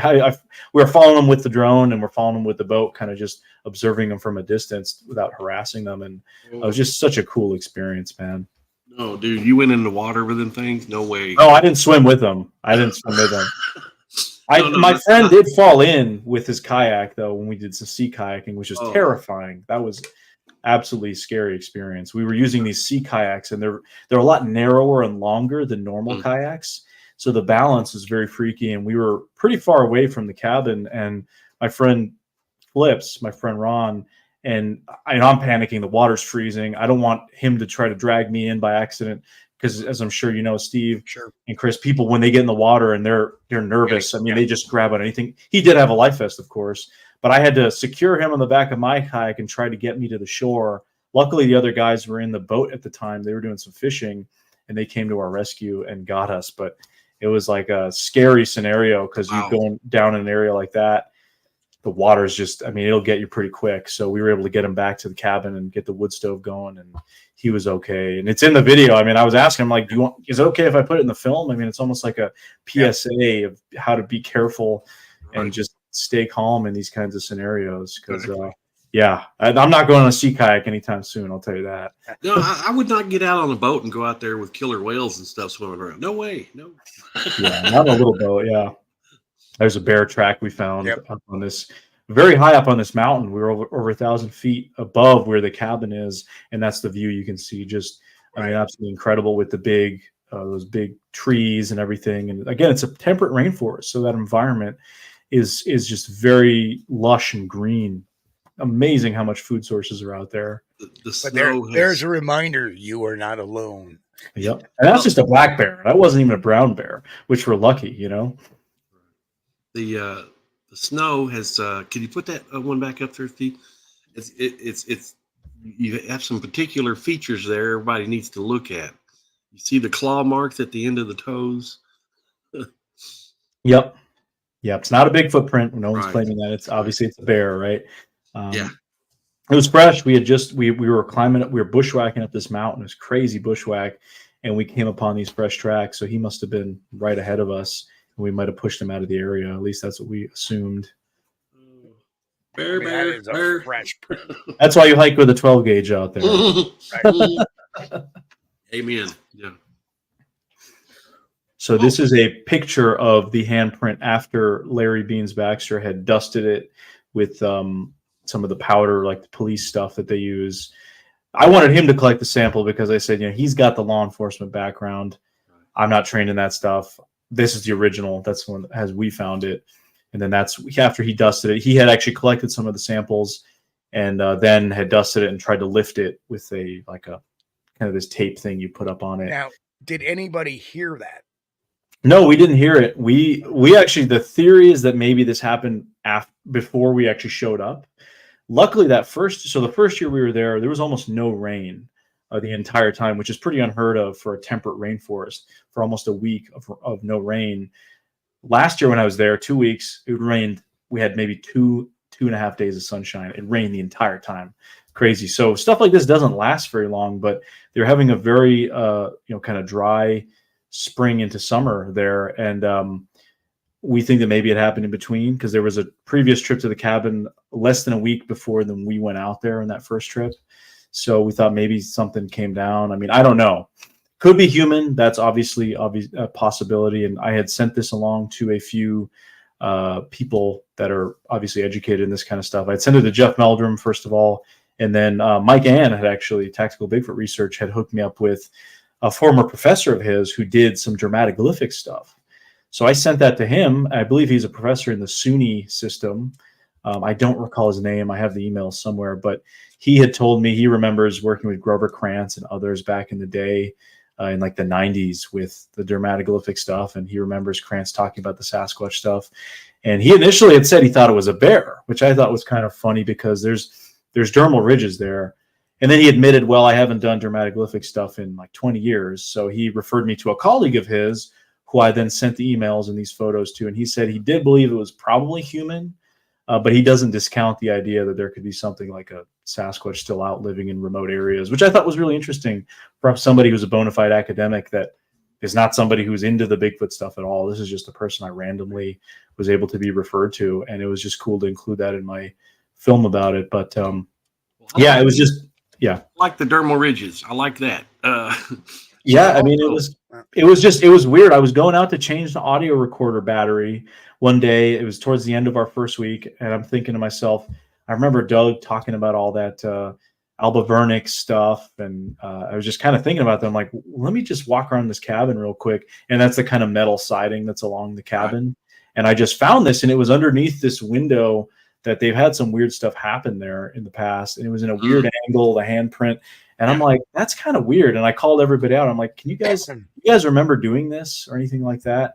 And they were like, no, I don't think that was us. So, I mean, again, it's a possibility that it's human. That can't discount that at all. But it's not like it's a bear or a moose rubbing up against, it's from palm to fingertip, 8 inches. It was like a little more even, I think, with the middle finger, which was, I believe, the longest. We tried comparing, and all of us had like average sized hands there, and we were a little bit smaller than it. So again, not out of the realm of possibility for being a person, but it was just something we felt we should document, and then also have somebody with a proper data collection background collect. And then that was obviously sent off. So Larry did us solid with that stuff. What you want to do is, and of course you were talking, you use something like this. This is lift tape. Yeah, that's probably exactly what he used. Yeah, he did a whole video documenting the. Then what I carry is I use these little evidence cards made specifically for lift tape. Yeah, where you put the portion with the print on one side, and then you can document time, date, and keep that chain of custody going. Yep. Yeah, exactly. So what actually would happen was Beans wasn't with us when we found it, but he went less than 10 days later back to the cabin with the owners. This was after we left. And the print had already deteriorated a little bit, which shows you that any amount of rain will have stuff like handprints deteriorate pretty quickly. But he was able to get enough that he swabbed like 4 or 5 different samples from the fingertips in some of the areas and put those in the little tubes. Yep. And again, he did a whole video documenting his documentation and then the lift tape. And that was sent primarily to Doug Highcheck. So we're still kind of waiting to hear if anything is up with that. And it frustrates me to no end. I watched this video from this guy who allegedly is having all this Bigfoot stuff going on in the Adirondacks, on where I'm not quite sure, but he alleges that there was this handprint on his window and whatnot. And you see him dusting it, which I find, very precocious that, well, maybe he's getting them and he bought the stuff. But the first thing you should do with any type of print now, because of the advances in DNA, is buccal swab a portion of that. Yep. Because the hands, or any primate hand for that matter, or even animal paw, will emit the oil. Yeah. You can't feel it, but it does leave oils behind when you leave a fingerprint, and they can actually get DNA out of that now. So, in terms of crimes now, if you leave a fingerprint, you're leaving your DNA as well. Yeah, and that's what's great about a surface like this. It's this kind of metal siding, and we weren't able to do this as easily. We tried to push our handprint in another area to try to kind of like debunk or emulate it. The only way I was able to get it super clear was I wet my hands a little bit with some lotion, and I just kind of did that. But one of the professors had told me that I reached out to, he had said, sometimes when people are doing hard labor, chopping wood, the kind of stuff you would do at a remote cabin, your hands will secrete some of those oils. So maybe that could be one of the possibilities that maybe pressed it up against the side of the cabin, didn't realize it. Now, quick question. Absolutely possible. How high up was that? I don't have a picture that I took in my phone, but it was like, at least it was a little over eye level for me, actually, I believe. So it was a very weird kind of spot. And there was this water thing in the back there that you would have had to have either climbed up on it or gotten past it. It was kind of an awkward angle. In the film, The Alaskan Coastal Sasquatch Part 2, there's the video of that whole backside when we're finding the print. You can see that there. I guess I just don't have like a zoomed out picture that I sent to you. But it was this window right under this bunk room, which has 3 beds where we stayed when we were there, and a bunch of other people have stayed, and people say they've had some weird stuff happen at that cabin, at that part of the cabin. The first year when they were building it, something tried to break in through the bottom there and managed to knock like a 70-pound cooler, went flying across the room, and they thought it was a bear. And they're clearing the way with shotguns, and they're like, "Move, bear, bear!" And they hear what they describe as something bipedal, kind of running up the hill. And there's a lot of that sort of more aggressive stuff being reported the first few years after the cabin was built. I mean, regular rocks being thrown, other strange stuff. Again, the sort of stereotypical stuff you hear with the sort of Sasquatch topic. So, yeah. Well, the things I like about it are the dermal ridges, because right away that throws the bear out of the equation. That's exactly. It's a more clean cut possibility. It's a 50-50, you know. And again, as I said, it could absolutely turn out to be somebody accidentally just pressed their hand up and didn't realize it at some point. But none of us could recall doing it on that trip. And it was in an area of the backside of the cabin that no one's really spending time at. Right. You know, you wouldn't really be there for whatever reason. There's a deck in the front. That's where we all hang out, and that's elevated, and it's purposefully elevated so bears don't get up there. And the fact that it was located near a window where something could be peeping in. That's what we found interesting. Yeah. So, interesting. Yeah. You know, and hopefully there was enough DNA there that Doug is able to determine for Legend Meat Science 2. I don't know. We're still, again, it's almost been over 2 years now. We're still waiting on the results, but as we know, these things take a while. And I wish at the time we had saved more of the samples so we could send them to, say, Darby or Cut. But this was before that. Yeah, it was like a year before he even announced it, I believe. I had actually been in communication with Darby before my second trip, which was a year ago. This was right before he was announcing it. Just in case I did find something, I said, Darby, you know, I want first person I send it to, I want to send it to you. And we didn't really find anything that it was worth sending. So yeah. Very cool. At least all right. Second. Let's go to area. Yeah, this is just the second year. So this is 2023. Yep. This was a weird print we had found on the opposite side of the bay we were at. We were exploring, trying to find this old cabin that was rumored to be up in the hills up there. It was on National Forest land out there. So we don't know what was up with that place. And we just would find these weird prints there in the moss. There's a couple of other ones I have. Let me see if I can pull up my Scaniverse here. Yeah. I can kind of show you. This is with the 3D scanner. You can maybe kind of see it on my phone. Yep. Actually, let me see if I can. Wow. You can, pretty deep. Yeah, it was very deep. I mean, so there's the scan. So you can kind of see, I believe it was around 10 inches. So not a huge track, but that moss out there, I mean, you press into it even where we walk, unless you damage the moss, I mean, it'll sponge back out very quickly. Right. So there you can kind of see that. And you can see something with some weight. It's like it stepped on a stick right there too. Again, I apologize. I'm trying to hold this steady as I can. So that was we found a series of those just up there in the moss on the sides of these hills. And I mean, it could be a bear slipping, sure, absolutely possible, or maybe I don't know about Sitka black-tailed deer. They're definitely smaller with they're kind of the hooves, but we would find a bunch of this kind of stuff, and that's just one of the ones I had in a still frame from one of the videos where we're going up to find this cabin that looks like no one's been there in a long time, and we're finding this. So, looking at the enlarged print, it looks like there's a deer impression to the right of it. Yeah, there could very well be. I mean, we followed, there's mountain goat trails out there. There was Sitka blacktail deer. And it's funny, Sitka blacktail are actually not supposed to be in this part of the Kenai Peninsula, if you ask like the state of Alaska. But we were able to conclusively prove that they are. We found jawbone. We have trail camera videos of them. And we also used the thermal drone out there while we were there last year, and we had video of my buddy Damon flying his thermal drone up into this mountain valley as we're just sitting at the cabin. He's like, "Oh, look, heat signature." We go in, and lo and behold, it's just a Sitka blacktail deer sitting there looking at us at the drone, like, "What the heck is this thing?" And of multiple other individuals on thermal drone, which shows it's a great tool, of course, something that's awesome to use in the field, especially in a vast area like that, both in daytime and in nighttime. So yeah, there's tons of critters out there. So you do have a lot of culprits that could cause maybe like a slide. This was a hair sample we found on the side of a different cabin.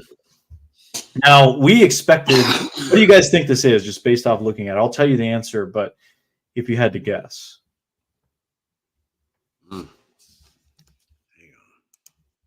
It kind of surprised us what it actually was. There's this blondish kind of long hair. Well, I know what it is from looking at the. You probably saw the pictures, right. yeah. but what I notice, and I don't know if anybody else notices, but I know it because I put the slides together. But in looking at this, the coloration, to me, it doesn't look like Sasquatch hair. Not quite as long as it should be. But what I do notice is that there is a scratch mark just to the left of the post. I don't know if you can see. I'll try to pointer it. Yep. Right there is a distinct scratch mark. Yeah. So that we had found this clump of hair on the side of this cabin. There were scratch marks in other areas. So this is myself kind of collecting it. Oh, that's way up. Okay. So that's what we're thinking. Okay. Okay. We thought for sure it was a bear, right? Probably a brown bear. Maybe it was trying to get into this. Is this old cabin out there? Maybe it's just trying to get in or whatever it's doing, and it gets clipped on the side as it's walking by. So I didn't send it obviously to Darby or Cut. I didn't feel like it was. I feel like we knew it was some kind of one of the normal animals reported there. So we sent it for testing to Cindy Dosen, who did just the microscopic analysis, right? She's just looking at the hairs under a microscope. And I see a lot of interesting guesses in the comments. Deer, nope. Mountain goat, nope. Horse, definitely not. It was actually of the feline variety. It's a lynx. Yeah, and then there's the picture. So it's a Canada lynx, which is the only feline up in Alaska. They don't have mountain lions. Well, the mountain lions are kind of like a cryptid up there in certain areas. They rumored to be seen, but this was determined to be a lynx, and we believe we have audio of the lynx screeching in other kind of audio that we got from out there. So yeah, it just shows you a cat is a cat, and they will jump up on the side of a cabin and do what they do. And yeah, we did not expect that result. We're thinking, oh, it's definitely a brown bear. Could be like one of the cinnamon black bears. Maybe they get that coat. I saw a few of them up there in Alaska, and yeah, it was a Canada lynx. So there was the importance we felt of you find any kind of evidence, whatever you think it is, and just send it in to somebody who has some kind of a background that can look at it, even if it's not a DNA analysis, it's just microscopic hair analysis. And hey, it's a good way to get your result. If I'd have walked around the corner of that building and saw that high up off the ground, the first thing I would have done is went, oh my God. Yeah, we're thinking like somebody with broad shoulders walking by. I mean, they'd nick it and get stuck, and yeah, bear. So a lynx would have been way shorter than the height of that hair. So there's a great example of how to collect evidence there. It's going into a paper envelope. Paper bag. It's you're gloved up, you're using tweezers, and you're masked up. Yeah, we just I'm not trained in this stuff, but I wanted to obviously talk to people who are and just listen to their suggestions. And yeah, the only advice I would ever give out is before using the tweezers, take a lighter to the tips of it, heat them up so you're burning off any kind of DNA that may have been contact DNA for a while it was sitting in your pouch. Or luckily these tweezers were in a fresh pack that I had beautiful. Opened. So now I have them in my pack. They're opened because those are new ones. I'll do the burning technique, but I haven't found anything since then that's worth collecting. Or you can, what you can do if you really want to sterilize it, put it in boiling water for about 5 minutes. That's a great. Let it cool down, pull it out, and then with gloves, put it into another envelope, baggie, seal it, and leave it. Smart. That's what I would. Yeah, I bet you that cat lost that much hair, he was probably making some noise over that. Yeah, some nail sticking out or something. However, he got caught. Yeah. So maybe that's the audio we have of the screeching. Yeah, you're like, ow. Because I'm here listening to this audio and I'm like, what? This sounds like a cat to me, man. And this is audio actually from the previous year. And I'm like, yeah, it sounds like a It's obviously not not like a bear or anything. It sounds feline. So this is cool. Willow footprint. So here's the story. Okay, this is cool, right? So this is a footprint that I was actually shown last year, or in 2022, the first year we went out there. We went to this thrift store that was reported to have a Bigfoot footprint in Willow, Alaska, which is right near the Hatcher Pass, which is like an hour and a half north of Anchorage. So you're close to Wasilla, the famous place where Sarah Palin said she could see Russia from. Not true. But that's the town. And so we went to the store, and that first year, the lady wouldn't let us take pictures or video of the track. She said, oh, I rescued this from a house where somebody, the wife had died and the husband, he moved out and the house was crumbling. And I went in and I rescued the footprint and I kept it at my store. And so she wouldn't let us take pictures or photos. So I'm like, oh, whatever. So in our video from last year, we drew, myself and Eli, we drew the track to the best of our abilities. And then at some point last year, I got an email from somebody who had seen that very track. They saw our video and they're like, oh, I know what track you're talking about. I knew the owners. And so I have the pictures now, and that's what you're seeing here. And then the email that accompanies it was her explaining it. And just, I know the person who owned this cast in 2010. I'm sure she did not give it to anyone, and that is sitting in a closet, a shelf somewhere. And the story we were told by the store owner was that this lady had actually passed away, and her husband, they found this print. And there are other pictures, I believe, in that sequence, Steve, which will show the photo. And so once I got the actual pictures, I said, okay, I'm going to send this to some of the best people I know to look at this kind of stuff, people like Jeff Meldrum. So I sent it to him, and Jeff was like, I'm pretty skeptical. This doesn't look right. He thought the shape of the foot looked very odd. The toes didn't look right. And so we kind of were able to basically debunk it, and we didn't think it was legit. And I was just going off of memory because I didn't, I guess I could have been a jerk and recorded secretly, but I don't usually do that kind of stuff. I'm not that kind of filmmaker. When the lady said, you guys can look at it, and we looked at it, and then we drew it. As soon as we got back in the car, we drew it just to kind of preserve our memory. And it was pretty close, but it was cool to be sent pictures of it, and it's definitely the same track. I mean, I recognize it, and the story kind of matched up. So there's some interesting features on that cast. There's that instep there is kind of odd. That's what makes it very right. That's what puts it in doubt. Yeah, and the length of the big toe also.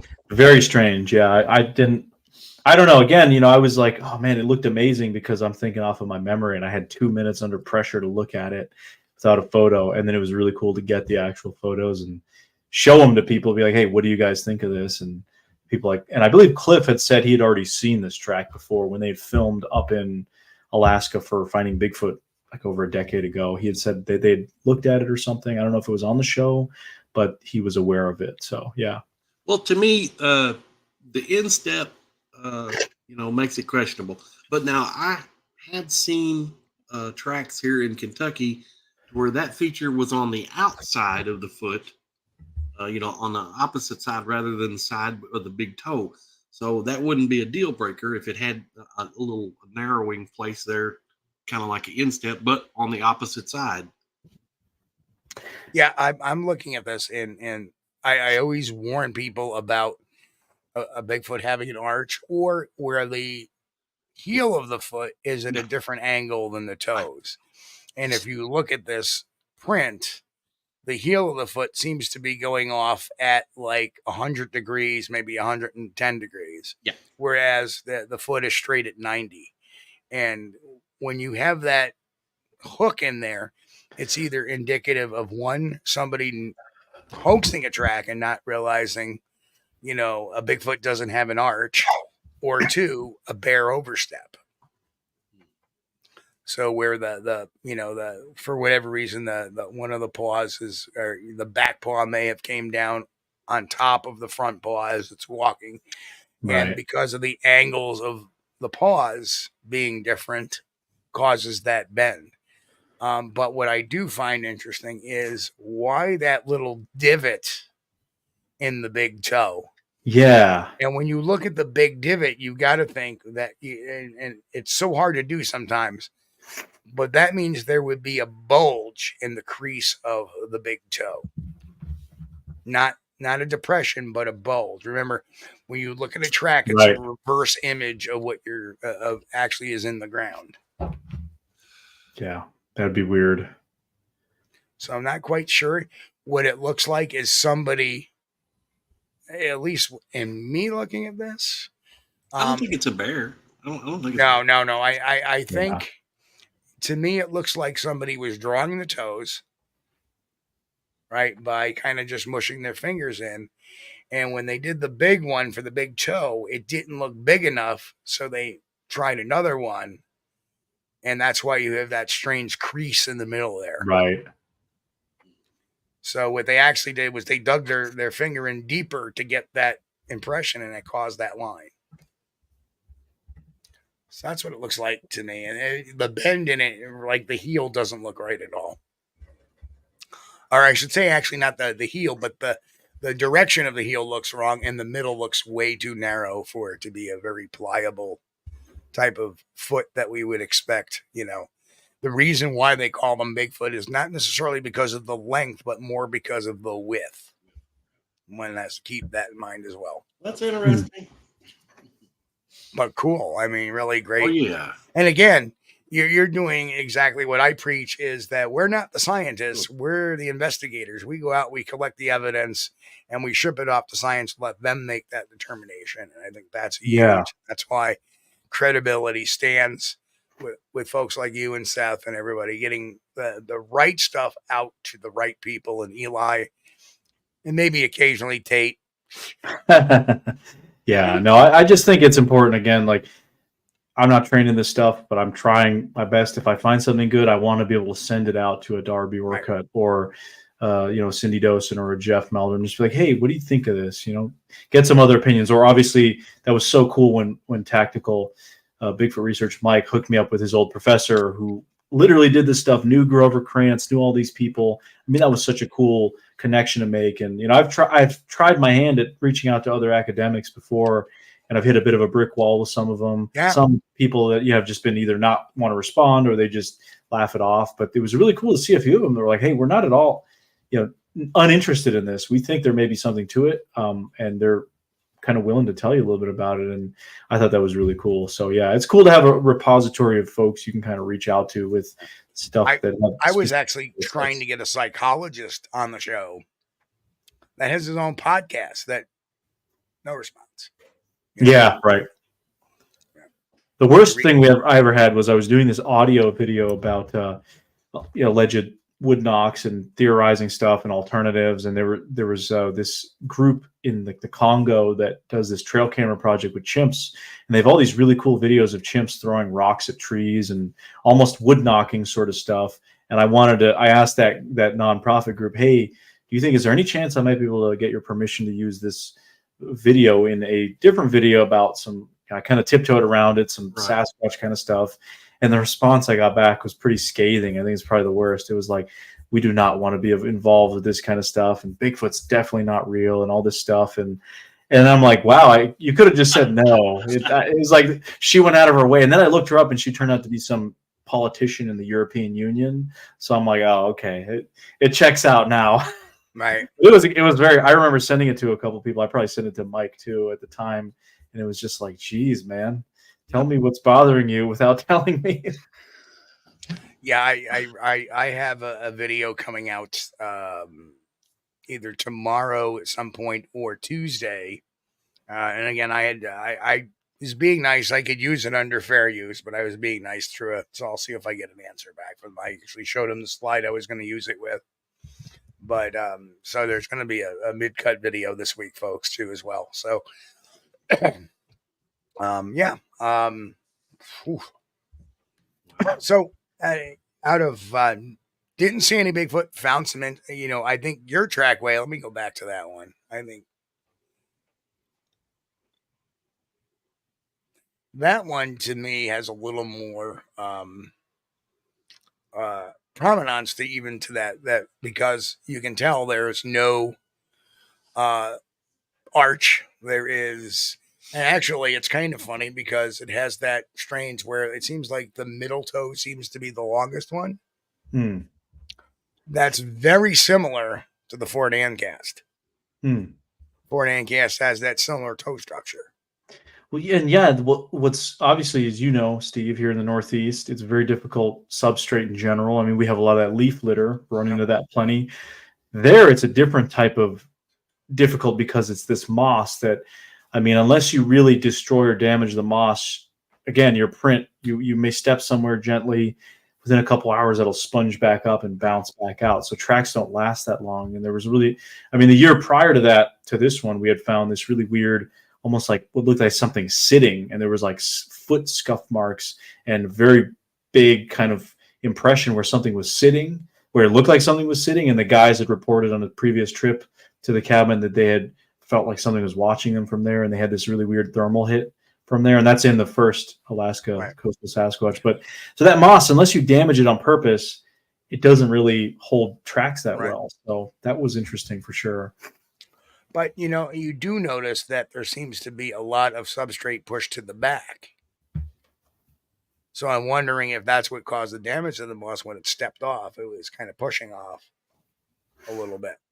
Yeah, and again, there was a few more in this sort of trackway that's in, it's a series called Dark Coast, Hunt for the Alaskan Bigfoot. It's a 5-part series about my 2-week trip last year. So that one's just basically all about, you know, this kind of stuff. And that shows a few other tracks where it was kind of in a line, and we were like, this is weird, man. The best we could do is just document it, 3D scan it, get some photos. I know my foot for a scale object is not great there. Is that a 4-leaf clover?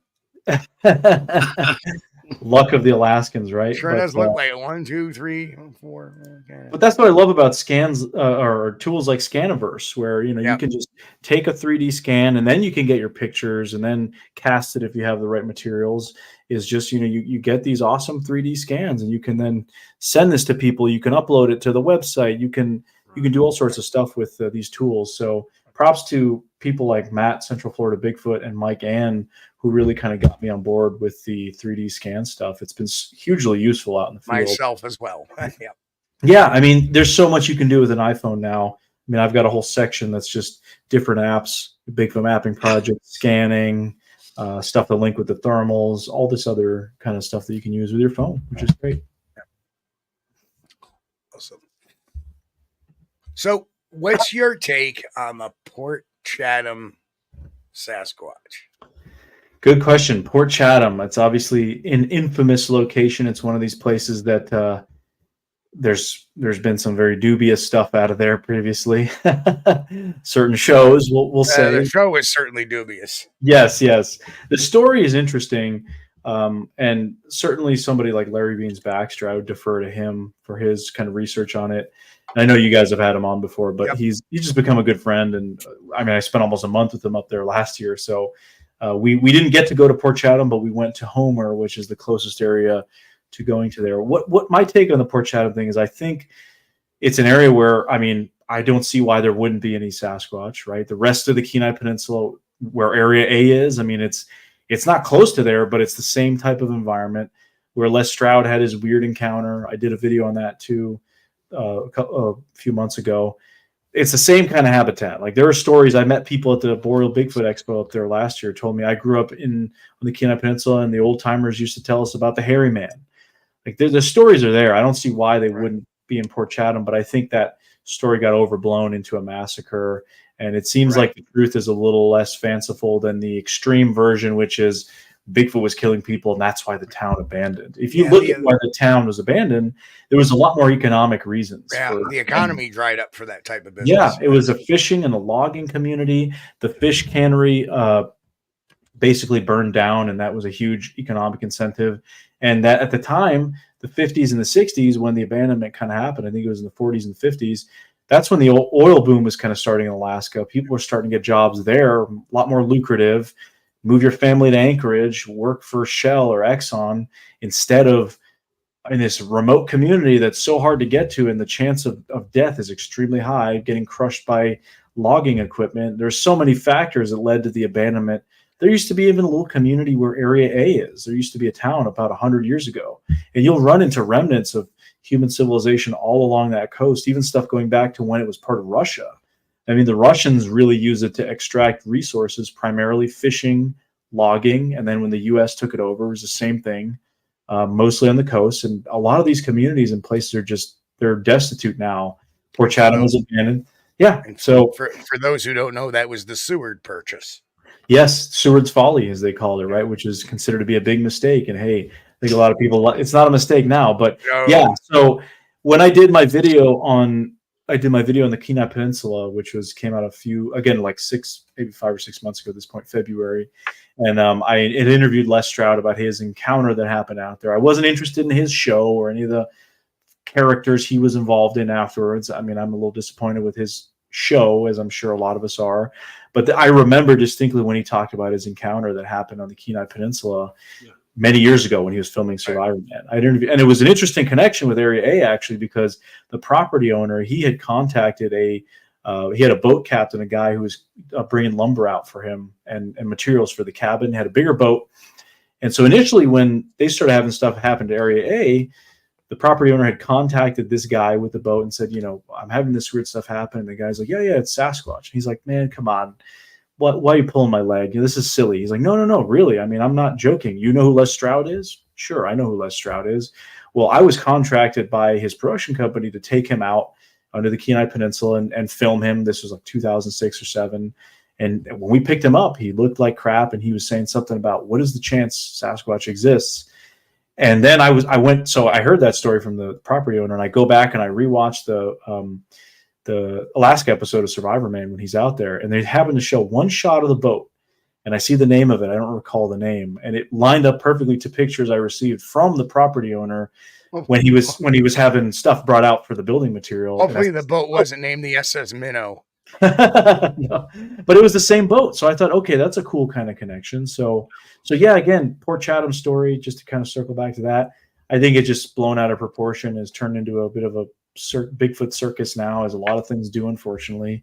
The show obviously made that into something that it's definitely not. And if you read every time there was Bigfoot activity, they'd run away. It was like a demonologist, and they had all kinds of weird stuff going on. And then it was kind of funny. I tell the story, and I probably said it here on the show before a few times, but that the last episode of that show, I remember being frustrated watching show after show. Like every time they see something, they run away. Yeah. And then the final show, I'm like, it's like the last 5 minutes. I'm like grab my wife's arm and go, watch what happens. And of course, as they're going away in the last episode, oh, the cabin's burning down. Yeah. Oh, yeah. Right. And it's funny because they weren't even gotta have the hook for the next season. Well, they didn't even go. They were not the first people there. Like Beans was on 2 expeditions that went out there with Stephen Major and some of those guys that went to Port Chatham and did kind of more of what we do, like an investigation, instead of going there and just dramatizing it. Right. So again, I think the story is there probably could have been people that had sightings in that community. I don't see why not. I mean, they probably saw all kinds of other animals while out there, and somehow maybe people died in the ways that you die a brutal existence out there in the wilderness, and that gets rolled into Bigfoot. And I've heard other people say, oh, it was all just made up, but I've heard enough. And then there's a possibility of there being a serial killer in Port Who knows? Chatham too. I mean, throws a body in the water, like why not, right? Right. So, but the core of the story is that the town was abandoned because Bigfoot was killing people, which is demonstrably false and has basically been proven false. It was a gradual abandonment of the town, and Larry Beans Baxter has a whole book on it, and it's definitely a better resource. And he did the research, and his wife works for the Kenai Bureau out there, and like he was able to really dig into some of that stuff. Yeah, the amazing thing is that all the players involved in that program are not actually into Bigfoot research. Right. And that spells the big issue of entertainment purposes only. Entertainment purposes. It starts off on a lie, a premise that's a lie, that it was abandoned because of a Bigfoot. Right. It's a sexy idea. Like that's an idea that they want to sell and market, and that's what they did. But you actually peel it back. In my opinion, the truth is way more in the middle, that there probably could have been some sightings, but the accidents and the deaths were more than likely attributed to the majority of the reasons why people die in those kinds of areas, which is just normal stuff. Yeah. Folly of human beings. Missing people, same thing. I mean, most people die or disappear because of stupidity. When Les Stroud did his Alaska episode, he filmed a reaction to him hearing that sound from the bush. And I don't know if it appeared on the original episode or not, but I have seen that, I think, somewhere on YouTube. Yeah, it wasn't on the original episode because he said at the time he wasn't doing anything Bigfoot. He wasn't focused on that. Right. But he did say afterwards that it was weird. I remember he gave an interview in the Opie and Anthony show. And this was in like 2008, 2009, somewhere around then. And he talked about this encounter, and that has stuck in me ever since. So when I got to interview him last year, I asked him about just this encounter, because this is obviously way after he's done his Bigfoot show. Right. I had no interest in the show. We all know the people he went out with that show, you know, unfortunately. So he had other encounters. Him and his wife at one point in time were living in the woods. I think, but the one for Alaska though was very. He actually caught his. And it was weird. Camera. And what happened was, I guess that at the time too, they technically were filming in the Kenai Fjords National Park, which they weren't supposed to be. So they actually got into some trouble because of that. Because the boundaries up there, I mean, you're just in the middle of nowhere. One second you're in national forest, the next second you're in national park. You don't know. There's no boundary. I mean, there's nobody goes out there. So I do think that I remember he told me they got in trouble about filming out there because somebody had asked him, would you go back to that same location? He's like, well, I mean, it's difficult to film in a national park no matter what. Right. So, yeah, it's an interesting story because I think at the time, and I'm somebody that grew up on Survivor Man. So, again, way before he did his Bigfoot stuff, I was very interested in Me too. that story. Yeah, you know, it was like, whoa, this guy, he goes out there. I mean, what did he have happen? So, Chris, I know there's a ton of questions out there. Oh, yeah. I've been starring questions for the whole show. Let's get to them. Sure. Let's see. Tate Hieronymus asks, question, Alex, does Alaska have culvers? Probably not, Lane. Yeah. No, they do not, unfortunately. Culver's is like a Midwestern fast food joint. Tate got me hooked on it, and then I took Mike Ann there in Florida, and he really likes it too. So they don't have it, unfortunately, but I did try Raising Cane's for the first time in Alaska. Raising Cane's. Which is pretty good. Chicken, yeah. It was really, really expensive, but as everything is in Alaska. But yeah. And Amy says, Alex, thanks a lot, because Land of the Missing has me having pre-jitters about my upcoming Alaska trip. Yeah, you want to just be careful. Land of the Missing, for folks who don't know, is a film we did about exactly what it sounds like, Land of the Missing. There's just a lot of missing people cases in Alaska, and like a vast majority of them are just people going missing for mundane reasons, other animals, but there's a few really weird ones up in Alaska. And I'm not into like the Dave Paulides stuff or anything. Right. You know, we all know there's some kind of funky stuff with that, but there was a few cases that we thought were interesting. We did a film about it, but yeah, people go missing in Alaska all the time. I mean, we did when we were up there last year. Norm, my buddy, former park ranger in Denali, talked about a lady who had probably just gone crazy and she went missing and they never found a trace of her. And she didn't even go missing in that remote of an area, but it just goes to show that place you get lost out there and you're just done, man. There's no recourse. Somewhere back in there in all the cobwebs, I think there was a U.S. senator that went missing somewhere in Alaska at one. That was a plane crash. Yeah. Oh yeah. Plane sure. crash. They never found it. Still to this day. Crazy, right? Isn't that insane? They can't find a stationary object, but. But here's the interesting thing about that, Chris. He was on the church committee. And the church committee was the committee that reinvestigated the Kennedy assassination. Oh, that one. Yes. And that was before, the House Select Committee on Assassinations. So I thought you meant he was up there on like a church thing, like a missionary thing. Okay. All right. Well, let's move on here. David Parker says, were you in the triangle? I guess. I mean, there's this Alaska Triangle thing up there. I don't know if it's legit or not, but it's like that whole area, Kenai Peninsula up there. And I think people just like the triangles now after the Bridgewater Triangle and the Bermuda Triangle. Yeah, it's a fun idea, right? I mean, yeah, I guess we were technically. And there's actually one in Vermont too, I believe. The Bennington Triangle, yeah. There's the Ossipee Triangle in New Hampshire. Yeah, They're all over the place now. Wow, there's a triangle in Vermont. Yeah, check it out, Bennington Triangle. It's a pretty cool one. Okay, I'm gonna have to My write buddy this Mike down. Lucci was doing some research on that. Learn last something year. new every day. That's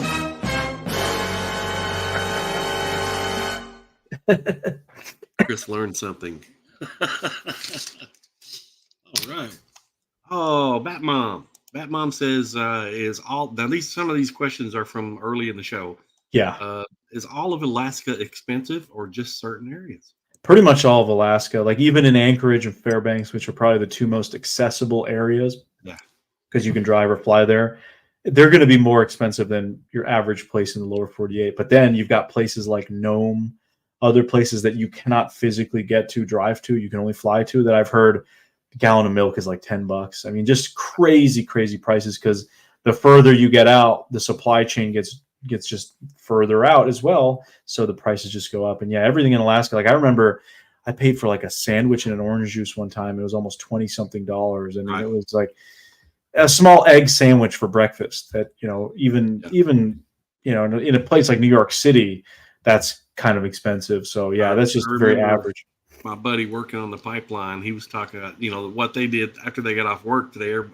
After they got off work during the day, everybody would, of course, drink beer at night.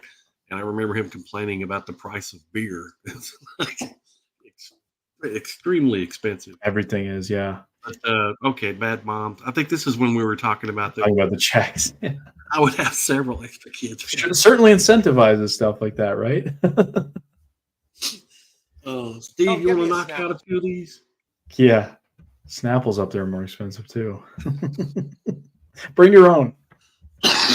Oh, Boris. All righty. Uh, I think there's a bunch I've got started there. early Bigfooter, we answered her question. Yep. And we got a whole shout out from Stephen Barcelo. Steve. Hey, I met Steve a few years ago at Crypticon. We gotta get him on the show too. Yes, this is one I had too. Yeah. Hey, Alex, did you do any fishing? Was there, and did you look into the local fish as a food source? Yeah, technically, I did do some fishing. I was with people fishing. So we went out last year. We went out. There's a lot of salmon, like king salmon, silver salmon, and I was just helping the guys. There's quite a bit of a swell on the bay there, so I was feeling a little queasy. But we did do some fishing in the year prior as well. The cabin owner, he had caught some rockfish, and we gutted them and made some fried fish out of that. And yeah, so there's just so much food sources from the ocean there. But yeah, it was cool actually. My buddy Damon, what he did, there's like a really big, just oh gosh, what is the fish I'm blanking? Not the salmon, not flounder, halibut. Yes, halibut's huge up there. So Fish for the halibut. yeah, halibut. I mean, Homer's a halibut capital. But my buddy Damon, who came out with us last year, he got like I think it's a 3-day license you can get in Alaska as a visitor.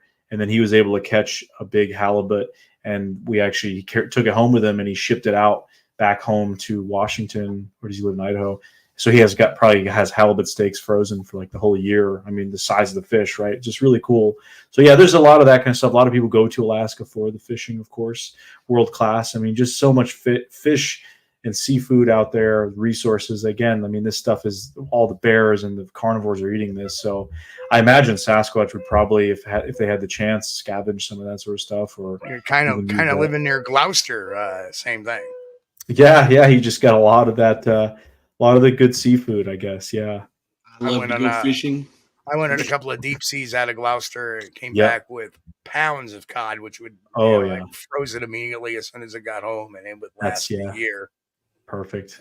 Best way to eat it. I mean, I tried. Yeah, we had salmon out there. We had all kinds of the fish, delicious fresh stuff. I mean, it's really just ocean to table. There's no other hands that touch that. So it's just so great. It's just fresh food. And we had a lot of wild game out there as well. We had a lot of the moose and the caribou and stuff that they had. The guys out there, a lot of people hunt. So a lot of people feed themselves in Alaska based off the critters out there. I don't think I would want to eat fish every day. I love catching them. I could catch Oh, fish yeah. Not every day. But when you got the option to do moose steaks or halibut or this or that, I mean, you're just like, yeah, sure. I'll eat whatever. I'm fine. Okay. Alex, did you ever see a Sasquatch? No, I have not seen one, and I didn't see one up in Alaska either. But yeah, so sorry to disappoint. Alrighty. What was your most? We've already discussed that a little bit. I think about Yeah. Area A stuff. Yeah, There was some cool stuff. Yeah, with the handprint thing. That's interesting. So Steve wanted to know how many Bigfoot sightings are there in Alaska? I mean, there's a good amount. There's not that many on the BFRO or some of the databases, but just anecdotally from what we were able to hear, there was quite a few. Rob Roy Menzies, friend of mine up there, he owns the Bigfoot Art Gallery, like I mentioned earlier.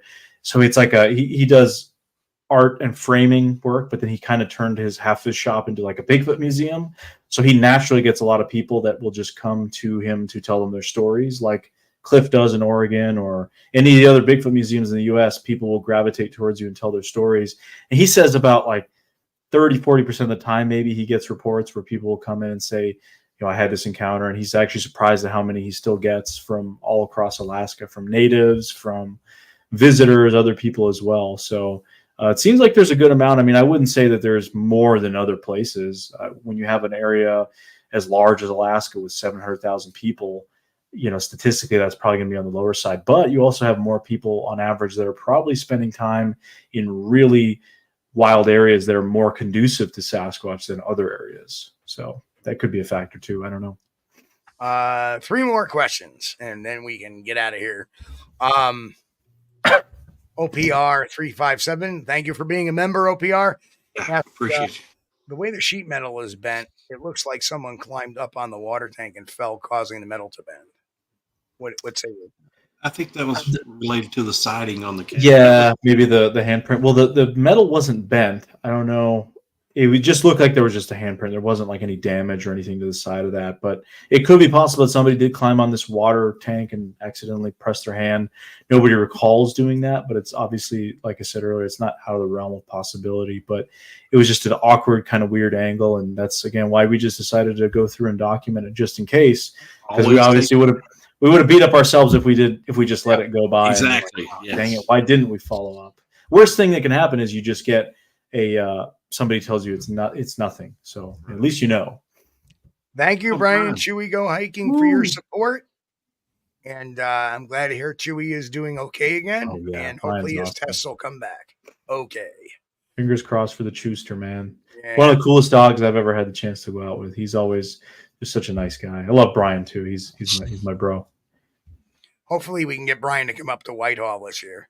Oh yeah, definitely. That would be awesome. Which is the next question. Are you coming to Whitehall this year? I definitely am. It's one of my favorite events, man. Like I wouldn't miss it. I got my table in, my submission to Barb there. So yeah, I'm good to go. And of course, remember the infamous hang on, the night mission we went on afterwards. Fun. It was definitely an interesting night. I mean, every time I've gone to Whitehall, it's been a fun event. But that's obviously a nice way to cap the event for sure. Yeah, that was like a very unexpected. And the final question we have tonight is from Mike. What program was that for the scan? That was Scaniverse. So I've got it here. Scaniverse. Oh, I don't know if you can see it. Yeah, there you go, right there. We'll write that down. Scaniverse, and I also have Polycam, but I don't use that one as much. They give you like 5 free scans, and then you have to buy it. Where Scaniverse, as far as I can tell, is free.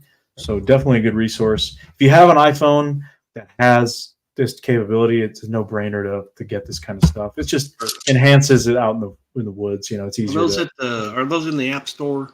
Yeah, exactly. You go to the App Store and download it right away.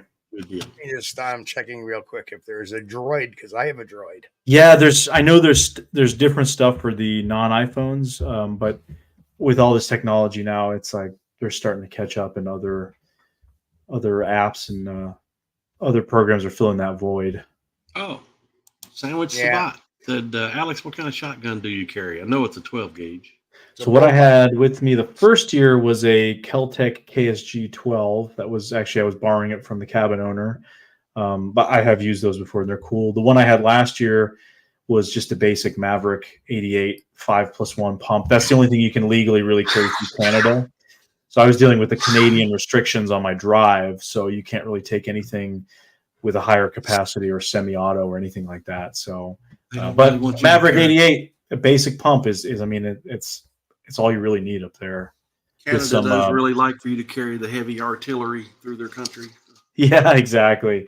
It's a whole different process, but it was actually surprisingly how easy it was to get the license and everything. And I carry the Bear Brenneke Black Magic Magnum Bear loads, 12 gauge. And that's just, I live in bear country. I prefer to have to like spray them with bear spray instead of having to shoot a bear. But if it's you versus the bear, you don't want to mess around, obviously.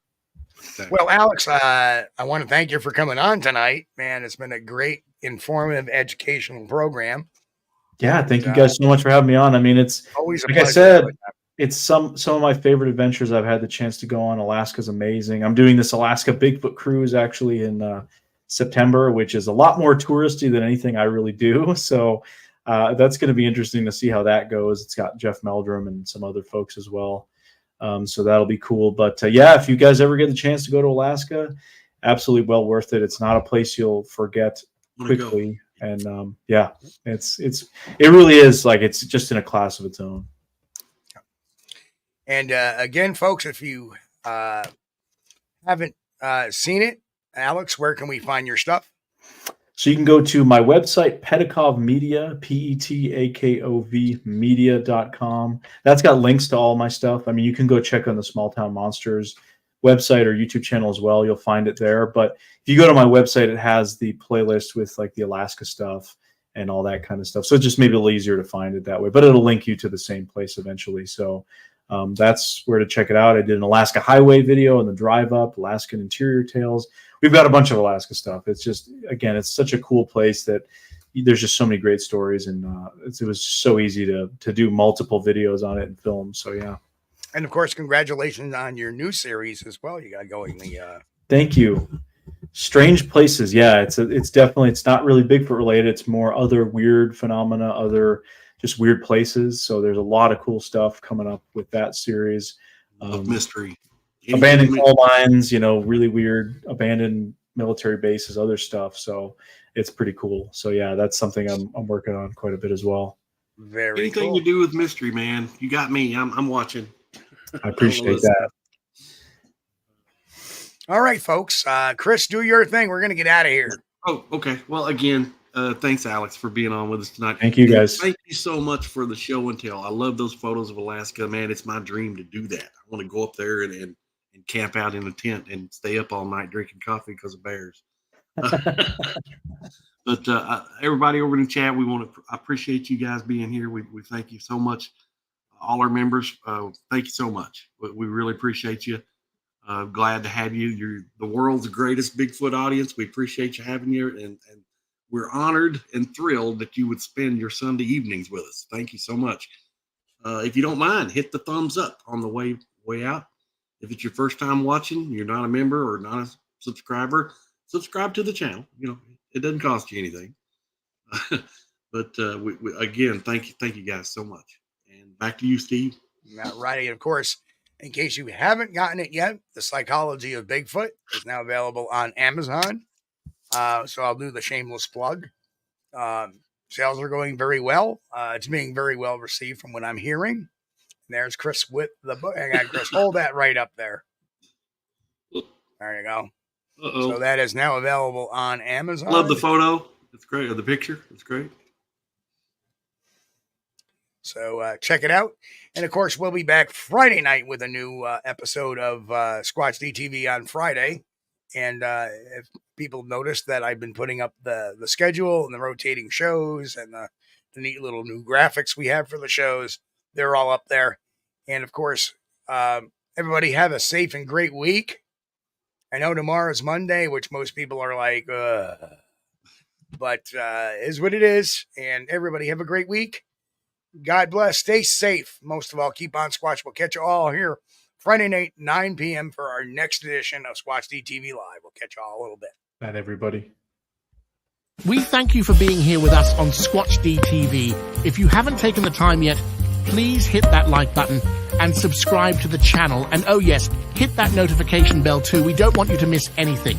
If you really like our content, you should consider becoming a member, and it's really inexpensive and a great way to support not only the show, but honest Bigfoot research. Everyone have a great week. Be safe and God bless. We will see you all here next time on Squatch-D TV. Keep on squatching.